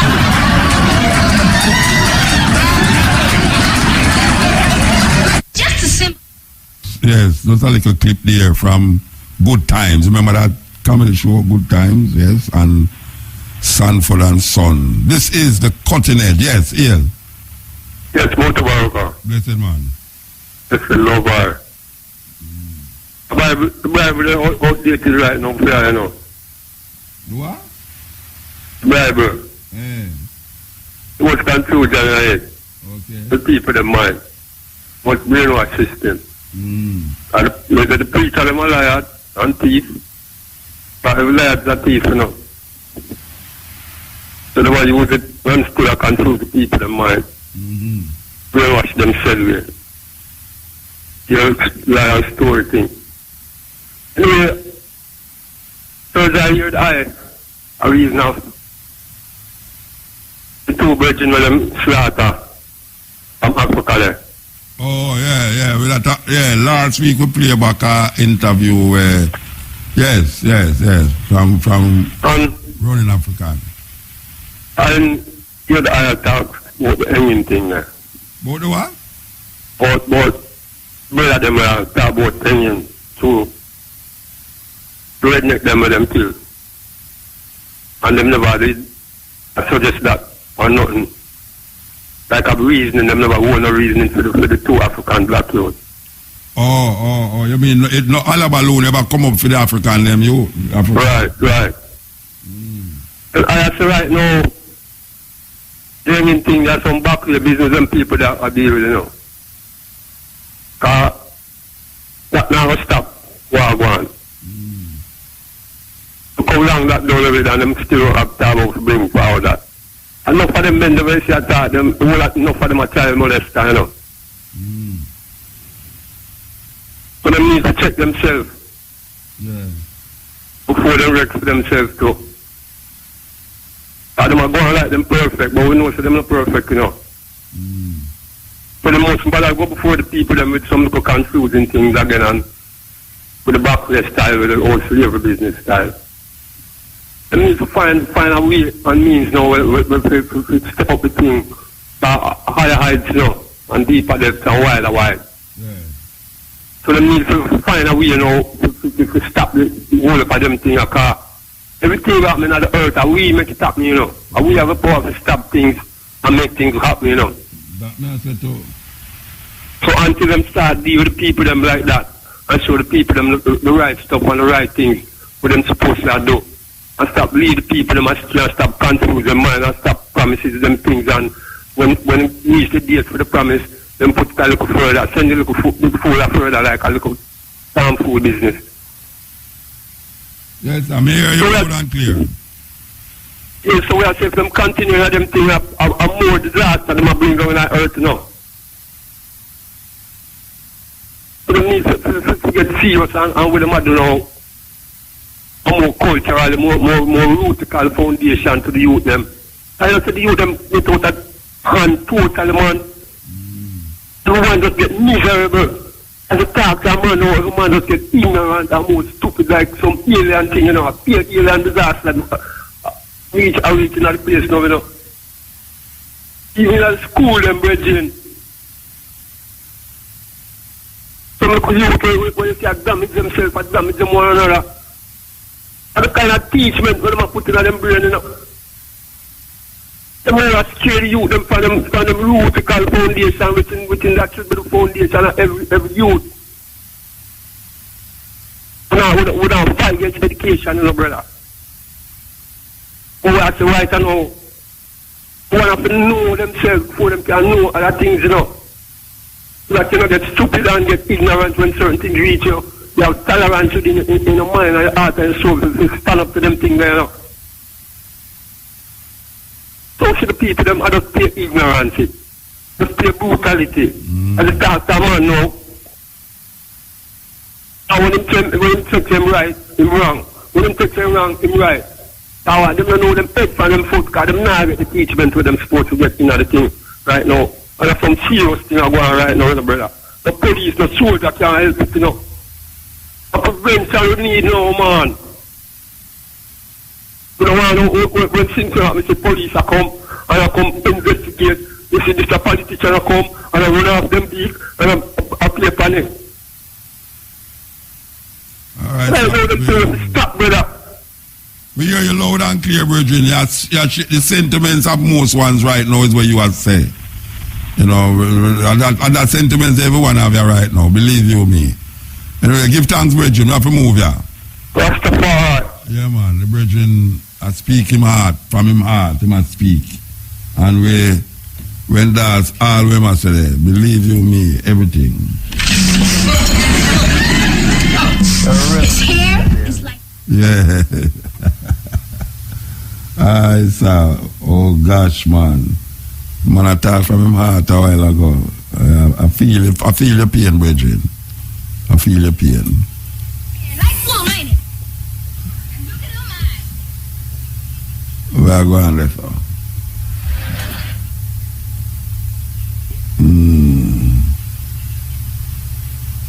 Okay. All right. Okay. All right. Okay. People were lost, we're it. Greetings and salutation, Mota. Blessed man. Rastafari. I like the energy. All right, give thanks. Yeah. I have a question. What would happen? What would have happened to the music industry if the opportunity where Bob Marley get and use it the way him use it, if him did use it like how Vibes Cartel use the opportunity where him get, what would happen to the music industry? I don't know. Reggae music. I don't know. Eh? I don't know. I can't answer you. All right. But it's a thought-provoking question because it disturbed me. It not disturb me because we see what happen, so it not disturb me. Good. Unless you go imagine something where not happen. No. The reality is it pure in front of our eyes. Yeah. Bob, could I take the money we him get from Chris Blackwell or Chris Whitewell, what them call it, and say, yeah, them guys they are not long time. So now me get a chance, me I hold this. But him never do that. Him deliver on it. What him promise or what him did agree to. Yeah. And it open other doors for many others come through. Many others. Many Rastafari. Now, the power of the music, not the power of the person, is the power of the music. And the music project through inspiration. Even your poem, an inspiration, it reach you, good. And the vibes are the things to set pan, not no personality. The ganja sound, what is your understanding or overstanding of the sacramental aspect of the ganja legislation where them have? Well, the sacrament is where, I don't want to use the word religious, but in that aspect of Rastafari, where Rastafari use it to make it become a part of them awakening, them spiritual awakening. Okay, so there is a market for sacramental herb internationally as well. I don't know. There is I don't know. Maybe I don't know. Then nobody's going to sell ganja right now for sacraments. Well, but them are categorized it as medicinal. Yeah, part of it is medicinal. Yeah. So there is also a part for medicinal. Where Rasta use as sacrament. Sacramental, yeah. Yeah, them use it as sacrament, and some people say you can extract certain things out of it and get medicinal, and also now you can't smoke it now as recreational. Well, I kind of not like that word there, you know. No, I never say recreational. Like yeah, we want to recreate, not Yeah, well, you can't say that. But I tell you what them I say. We can't talk against Sacramento and say something else. All of that. Yeah. Now look through the legislation, the gazetted supplementary piece. Yeah. But, when them write them legal language, it's only someone trained in them legal language can really translate what them say in a normal language way. Yeah. And the law shouldn't be written in that way, but then them pattern it off our system. And them never take the time to convert that system Well, to you have something people who can translate the law to you in layman terms, you know. You have to go to him, go see him for deal with that. Yeah, that may I say, you have brethren who's lawyers who can translate for them language into our language, you know. Yes, give thanks, Rasta. Great work you have performed. Yeah, man, blessed man. This is the Cutting Edge on RFM. You know, say, we find out what was the problem. You know, say, we want to play this. We want to play this sister here tonight again, you know. We play another day. Somebody will tell us we play another night again. We have to play another night here too. But true, we're not depend on one subject tonight. We want to feature. I am here today. All right, so make us start our out, you know. Make us start our out. Click her in, click her out. All right, make us take the call, and then we play her for the people that raised from the grave, you know. Yes, EL. EL, Muta? Yeah, blessed man. Yeah, man, blessed. Nice to hear the high voice still. I appreciate the great work they had still, you know? Yeah, man, give thanks, man. Yeah, man, and I endless the whole world and everything. The thing I'm going to try to say, I try to reason out certain things that we kind of see what happen on all the internet pertaining to the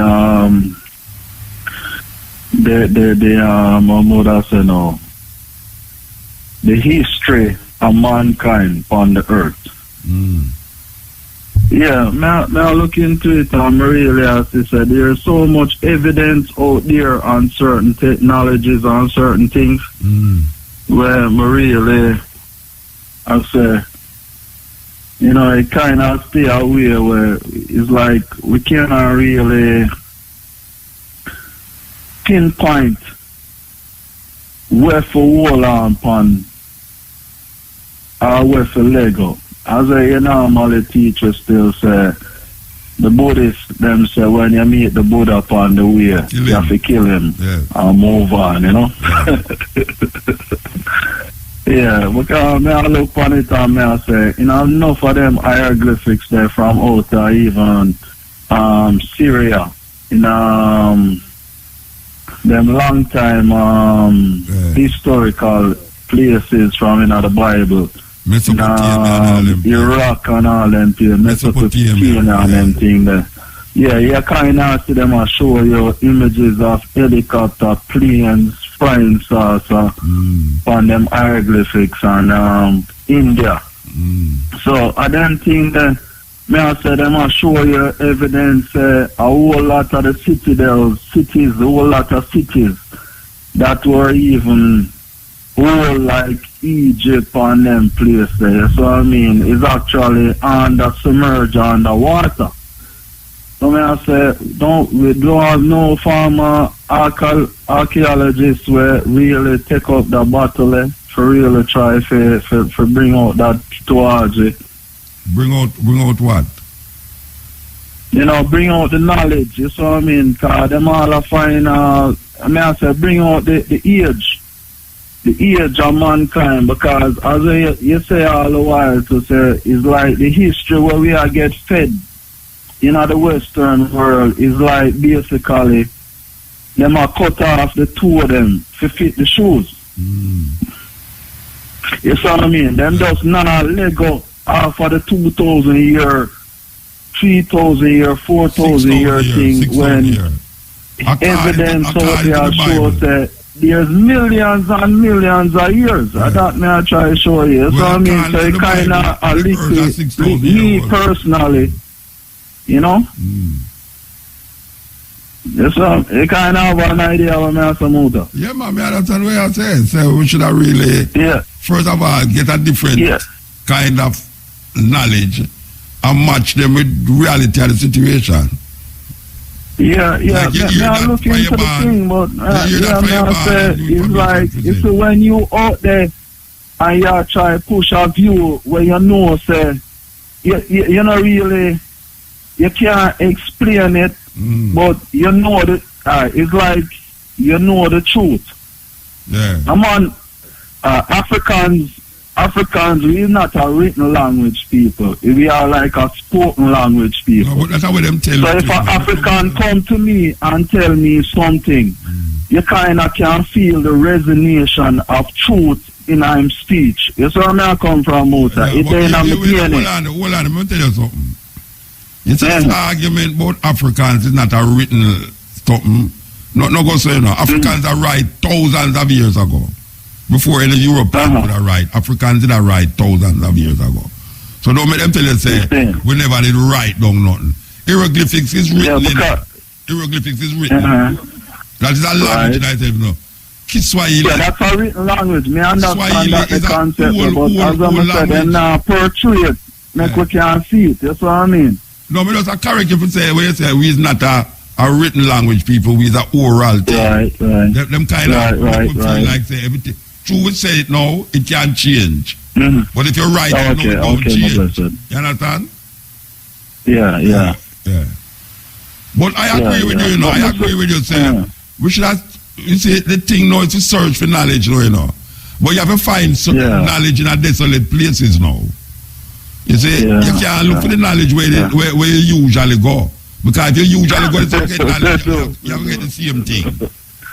Yeah, the same thing, but you have to go find knowledge. Alright, my brother, no. We appreciate you and everything, and you keep up the good work. Wait there.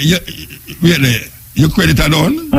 Your credit are done? No, man, my credit not done, man. No, man, I have the credit, man. I can't listen to you, man. Yeah, but me talk, if you want to hang up and make me talk to you, but you may say no. No, man, go on, sir. You see how them put it, how the knowledge base go out now. We have to go and find knowledge in places where we never usually look. And you even have to go and find things where oppose your view and your ideas and your situation. Because that's the only way you can balance, If you don't know the devil, you can't know God. If you don't know God, you can't know the devil. You understand? If you don't know what is bad, you can't know what is good. If you don't know what is good, you can't know what is bad. Because the two of them are balanced one another. If there was no good, there wouldn't be any bad. And if everything is good, nothing is good. Right. So what I say is that you have to go out there and even find things where oppose your viewpoint, And then look upon it and weigh them and say, this is where I believe, this is where I come understand now. Which one of them look more logical, reasonable, and more understandable to me? Understand? Because when I look for the truth, we are looking for a truth where my truth is surface to me, When I look for universal truth.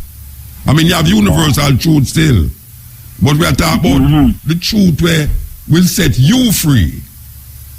Yeah. Free from the burden of where did enslave your mind that you can't think outside of where some people did say you must think. If you can't think outside of where them say you must think, you are a slave. And not because you don't have no chain by your foot, you're not a slave. If them make you think, how them why you think, and you go out there, you're a slave. Yes, so it's just that we are saying that you have to go out there go find certain things, and even the things will oppose your thinking. You have to find it. You understand? Yeah. All right, give thanks. Yeah, man, I understand, man. I'm there on the search, man, for the knowledge, man. And I appreciate it. But I call from Miami still, but it's hard for me to find a tabernacle for my reason with my brother and sister. Then. So I you have to go in your tile, go sit down on the tile. You have to go sit down on the tile and read with yourself. Laugh. You see, I know that will make you laugh. I'm gone. Yeah, man. Sit down on your toilet and reason, man. You know what ideas come to people when they sit down on them toilet? You're that surprised to know. Anyway, I just say I want to play back this little sister here, And I go play her back by the hook or the crook. I go and play her back. Greetings and salutations. This is Carla from More Talk JA, and I am here today to talk about the latest round of garbage that is going on in the dancehall passing for culture. So I don't know if you want to see this video. I'm not going to put the video. I was going to put it in my vlog and I decided I'm not going to do it. So if you want to run it down and view it, fine. But there's this dancer boy, him named Marvin. You know him. He's the one who did jump off of the stage in the girl neck and with the things that she did. He's calling himself Marvin the beast, where is a part of a woman body, a significant part. Anyway, so his latest thing is that him and about 4 men basically attack one girl on the dance floor and I call it dancing. It's like 4 of them basically are run, jump, slam, slide, everything in at the girl. The girl actually are run away from them. She actually run going to one next room. Forget away from them and them chase her down for go continue this foolishness what them are doing. And of course everybody about them phone and a video it, nobody not stop them. Is a big girl, right? The girl in her panty and shirt and them actually tear off her clothes while them a dance on her. So I'm very emotional over it. I actually was considering not vlogging it because I'm almost too upset for vlogging it because I know I'm going to get irate. So I just try to break it down. I say 5 things that I thought while I was watching this debacle that was going on, right? First thing, I'm just going to read it straight because I can't even bother. The girl should have just ball out for rape. She should have just ball out for rape. Like, they must strip off her clothes. One of them put a bucket over her head and like start beat the bucket. One of them have her head and push it down for simulate oral sex and a smile in the camera. This is up start push it in her right there, so I would not shock. Right? So, I don't really feel like nothing would wrong if she ball for rape. But guess what? You see, the girl did actually start get serious in the middle of the dance floor now and like start shoot them off and start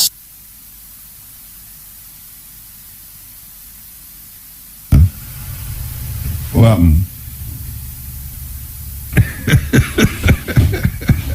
Alright, wait, we can figure out where we go on this a while ago. We can figure out where we go on this. So we can play. We can go and play this tune and figure out where we go on this. So. Alright, here goes now. We have to figure it out. I'm a brethren inside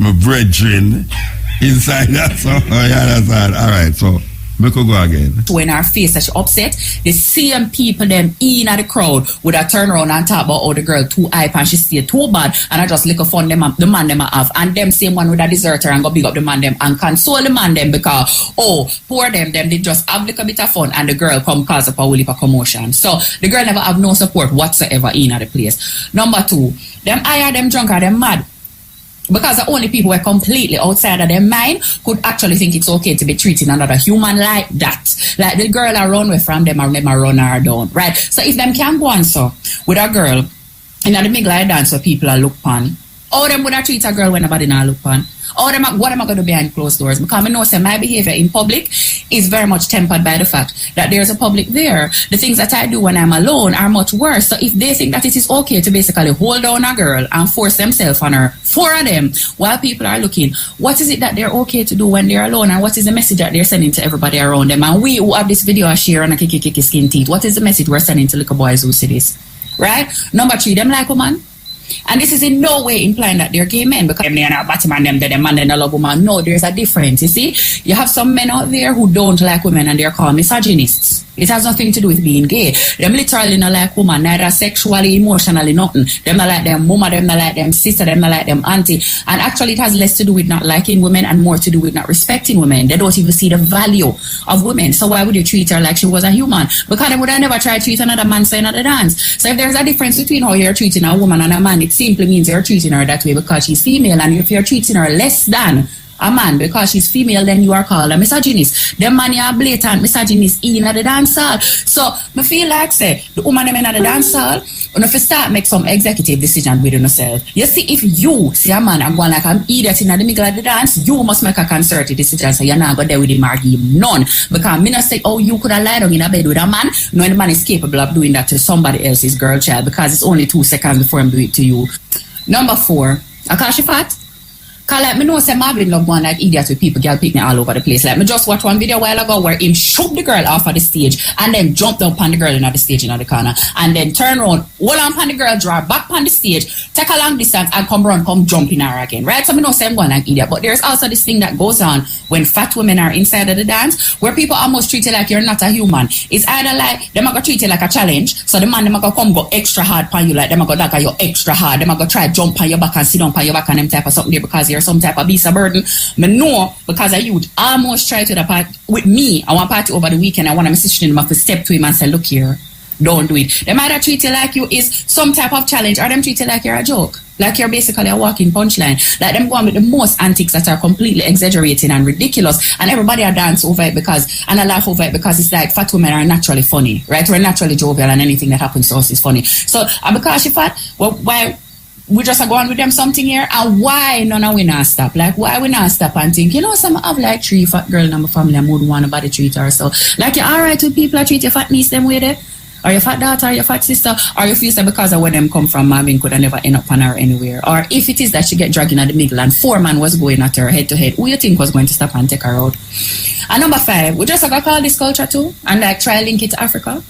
Because I notice that anytime nastiness going in at the dance hall, we call down poor African name and claim that anybody who don't understand it need to decolonize their mind because they're looking at it from a European perspective and that's why they don't understand that this is culture. So we just have to go and say like dance hall perfect and go and like say, you know, alright, colonialism not still in a dance hall, like sexism and capitalism not still in a dance hall, like the fact that a black man can treat a black woman like that inside of the dance hall is not actually more a result of him still seeing her as a beast, him not understanding her as a woman, him not understanding her as worthy of respect because he has been taught racism and sexism against her growing up. Like we're going like that is not just a part of the dance hall, so we just like a leg of the thing so I not put up no type of barriers around dance hall and going like any free for all in there is Africa. Make sure so Africa tired for we call up her name and blame her for all of the nastiness them that we do and going like dance hall is a perfect space. So overall, me just want to know dancehall a full cultural thing, right?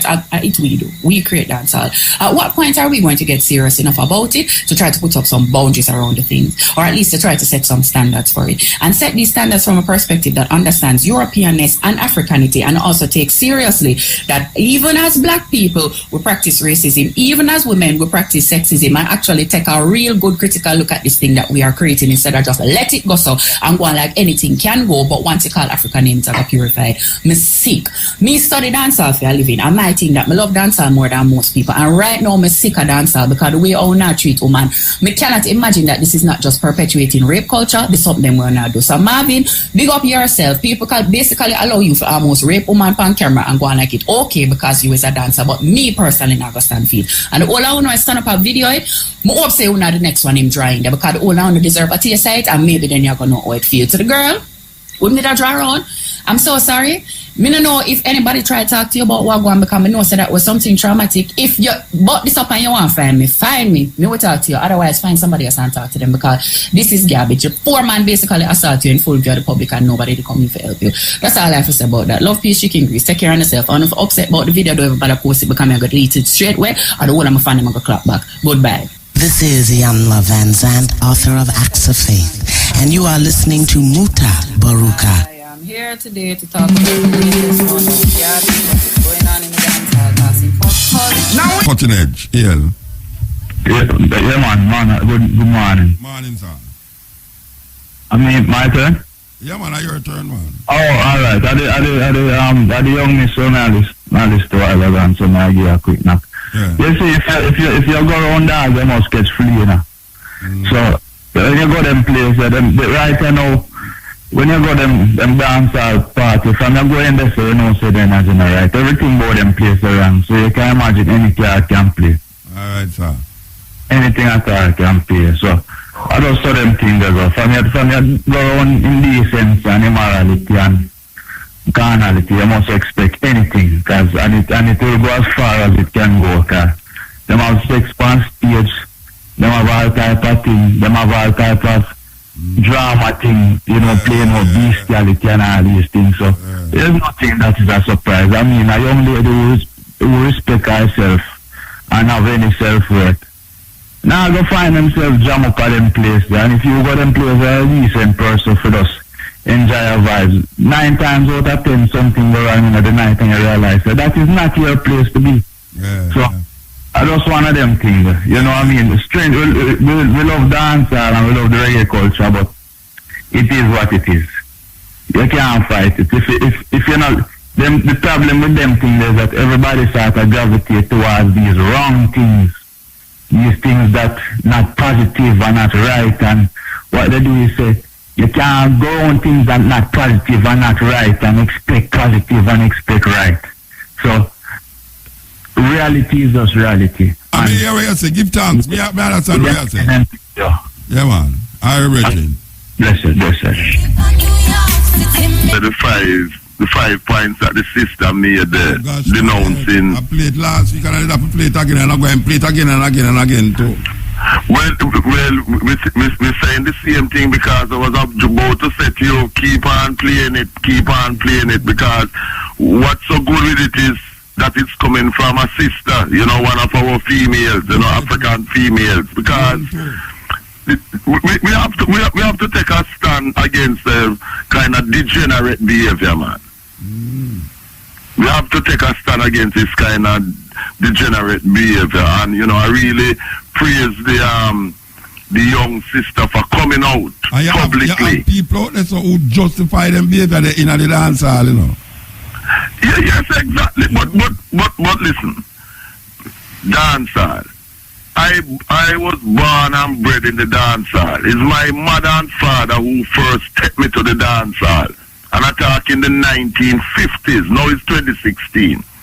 The 1950s, when I hear the first virtually all of the top original Jamaican sounds like Calm the Great Sebastian, Duke Reed, Coxsone, Count Nix, and Roddy and all of them sounds from the 1950s, Mellow Canary.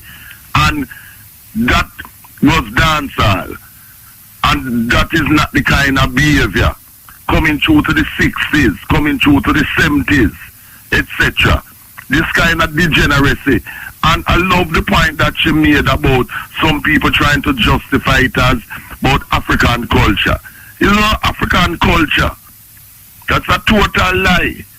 About African culture trying to justify them. People dance, there's nowhere in Africa people dance like that. Nowhere. No. The degenerate raping thing, and of course this sends a wrong message to impressionable young African youths, especially the males, because they will think that this is the kind of, it's okay to perform those kind of negative behavior, you know what I mean? And we just cannot have that, and we cannot be silent. We have to make a stand, because if we are silent, and this is why I applaud the sister so much, it means that we are condoning it by our very silence. You know? And we need more of that, man, because it's only us as African people can clean up our home. And in Jamaica, we will have dances, but we must make sure that these dances are in a clean and positive way. Clean and positive way, because we know that culture, what is culture? Culture is a way of life, which is based on a system of values. And we don't want those negative system of values. It is like just yesterday news broke out that a 30-year-old English teacher claims him go to Malaysia, you know, and he's going to go to prison for several life sentences, because in Malaysia he was raping and committing sexual acts on his little pupils, filming them, putting them on the internet, and also doing sexual things to babies. A 30-year-old by the name of Huckle from Ashford in Kent. So these kind of degenerate, evil and nasty behavior manifesting themselves. And this was a guy, for example, talk about him going to Malaysia both for help. And this is why we have to be careful of these Europeans and others coming to our country to further pollute the minds and encourage degeneracy in the behavior of African people, both in the Caribbean and in Africa and elsewhere. We want none of that type of thing. And you know, I just know that you will keep on playing what this sister has said. Definitely. Because as I say, she loved the dance hall. Yes. She loved the dance hall and thing. And sister, don't leave the dance hall, because we need people like you to make sure that the dance hall is kept clean of such vile behavior committed by vile creatures. Yes. We don't want none of that. Give thanks, man. So keep in the dance hall, my sister. Yeah. Give thanks, Bridget. Give thanks. Give thanks, Muta. Blessed love. Yes. This is the cutting edge on RFM. Lining up. All right. So we play. Last week we played that, and we play this week again.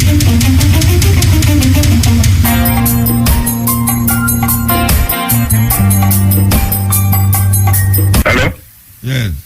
Oh, yeah, man. Muta. The brethren with the song that again now. One of that song come to mind. But I don't know if I listen, so I'm going to give one a copy side. You work hard for you, man. It was The lion sleep tonight, them call that. Yeah, but them have a version where I know in the English. Yeah. But no lion in the jungle. Wimbawe. Yeah. South African version, Wimbawe. Yeah, I think that one them attack because a whole heap of people are sing. Yeah, and you know, like you could have write that time, yeah. You could have write that time, yeah. You could have write that time. You could have write that time, yeah. Yeah, I feel like it's kind of in the back of my mind. Why your mind on the front and the back? Whichever. Your mind. Yes, my mind. Your mind on the back and the front. Yeah, man. We are not the periphery then. Yeah, that periphery, the hover, and it wouldn't come clear. But the coalesce no one. I think that song. Yeah, I think that one for true. I think that one for true. Yeah, man. Give thanks, Bridget. Hey, you know, sir. You ever hear a thing, you see? Well, me no my exact record, but Pope Leo the 10th, I think. When they say a thing, say he make a statement, say it has served us faithful or something like that. This myth. The church about Jesus, about Jesus. Yes, of course, yes. Monetarily, it has served them. It's the money matter about them get from the church. But in fact, the myth, because everybody feel like say Christianity is no myth. They talk about Greek mythology, but Christianity is a myth too. Just that because Constantine give them push, make them go front. Yeah, but Pope Paul did say heaven and hell is not a physical place, you know. Sure. I mean, seriously. Him come out and say no. Yeah. No. Pope Paul may talk about we're dead. Yeah, I know. About how much you heard about that. I think Pope Paul is 6 him name. Him say heaven and hell is not a physical place. So you check that. After your grandmother and your great grandmother sit down on veranda and wait for this physical place to go. Him come tell you say that. A long time, then that's right. But at the same thing, you mash up the church anyway. Because so Reformation come out when the Pope I sell him pardon for your sins, make the people move from purgatory up. Yeah, man. The pastor have a man over Rome and I say, boy, he may accept any money, alimony, matrimony, take them with any dollar, any currency. Any money. But and I love the money, you know. I don't know if I can give one quick little thing about what happened to a man where he got to the father in dark dead. And he got to the priest. And I said, boy, in dark dead, you know. But he loved the dark much. He with himself for a long time. And I like the priest them to bury him in the church. If the church can't bury the dog. So the father looked at him and said, no, man. We don't bury animals. So, yeah, what you do? You can't go down. You see, you couldn't non-denominational church down the bottom, down the road down there. Yeah. But check them. They might do it. And him turn around and go back to him pulpit and my man I walk out and the brother turn around and say things, say, but father, you believe if I give them £5,000, you think that will be enough for them to bury the dog? This father father turned around and run down to him and said, my son, why didn't you tell me the dog was a Catholic? Of course we can bury him. So, the man love money. It's like when people say cat and dog are Rasta. A man call one and say all the cat them and the dog are Rasta. You want them. Anyway, give thanks. Relax them, yes man. Alright. Yeah, I tell you have some thinking out there. You never know, say a virgin call one night and say, he might tell about Rastafari. He said, yeah, virgin, the cat and the dog and the Rasta too. So I want to include the pig and the goat them in that too. Oh no, such a shame. And I can't find it, but I'm going to find it. We more way. Why people take it and call it the lion sleep in the jungle. The quiet jungle, the lion sleep. Not no go so, you know. The South African who write the song never tell them nothing about no lion sleeping in a jungle, you know. Because the African them know say lion not sleep in a jungle. Lion don't in a jungle neither. But the white guy take it and make millions of fight, and then the man who write the song actually them about 70 different versions of that tune there, you know. It's weird. If you ever know the history of that song that wrote, you got South Africa make them tell you about the history of that song there. You have 70 different versions of that song there. And you have the most popular version, I think the brother them the name the Tokens. Some white guys sing the song. Never give the man no money off of the song. Record company, them soon record company, them right through. And when the man almost got dead, him start to get some money. Just as him get the money, the man dead. But the song, them take the melody of the song and put both in the jungle, the peace, quiet jungle, the lion sleep tonight. And some people start talking about lion in a jungle, you know. The lion king is the king of the jungle, you know. The lion is the king of the jungle. No go so in Africa. Lion don't live in a jungle. Always see them a portray upon screen, Hollywood screen. There was a Tarzan named Johnny Wismola who used to act the Tarzan show them. He never go to Africa yet. A Universal studio in a Hollywood there, them set up as a jungle with this and that and that and that. All this the acting a go on. No apartheid act in Africa. So they make up the story about lion, the king of jungle, and we take it up. That will show you about the conditioning. That true we don't know no other thing. We sup with them give away. So when you man talk about lion live in a jungle, and the whole of we start to say it continuously, not knowing say the reality of it is that lion don't live in a jungle. Lion is not the king of the jungle. And lion not so. I'll tell you something, man. It's a whole heap of things. It's a whole heap of things. The time 4 minutes gone, 4 minutes left, and my brethren sit inside us, so I wait for me to run the program. We have to give thanks, you know. Give thanks for Brian, Tracy. Give thanks to the ambassador from Ethiopia. The Ethiopian ambassador is Jamaica, North America, and Mexico. It's a Germa Beru. Give thanks to me Hungry. Give thanks to the telephone operator out there, and I don't know if of them out there, you know, but she hear me and said she go run coming here and say, is me out there? Vivian, man. Who out there? Vivian. Vivian, give thanks to Vivian. You know, if I run coming here. Matrix, tell me your name. Who out there? Vivian out there. Give thanks to Vivian. For so long in this hall. So here we are saying now. You see tomorrow, cutting edge, don't know. And I shouldn't say tomorrow. I said little more, stepping razor, the art of war.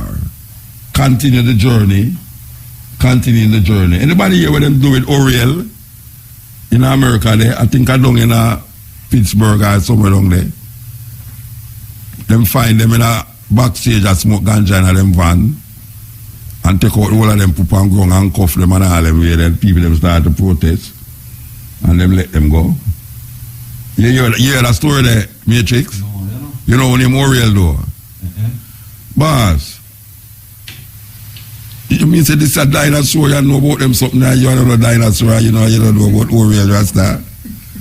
Oriel, they on one tour And look like apparently them are still long in at the back of the van where them are touring and at smoke.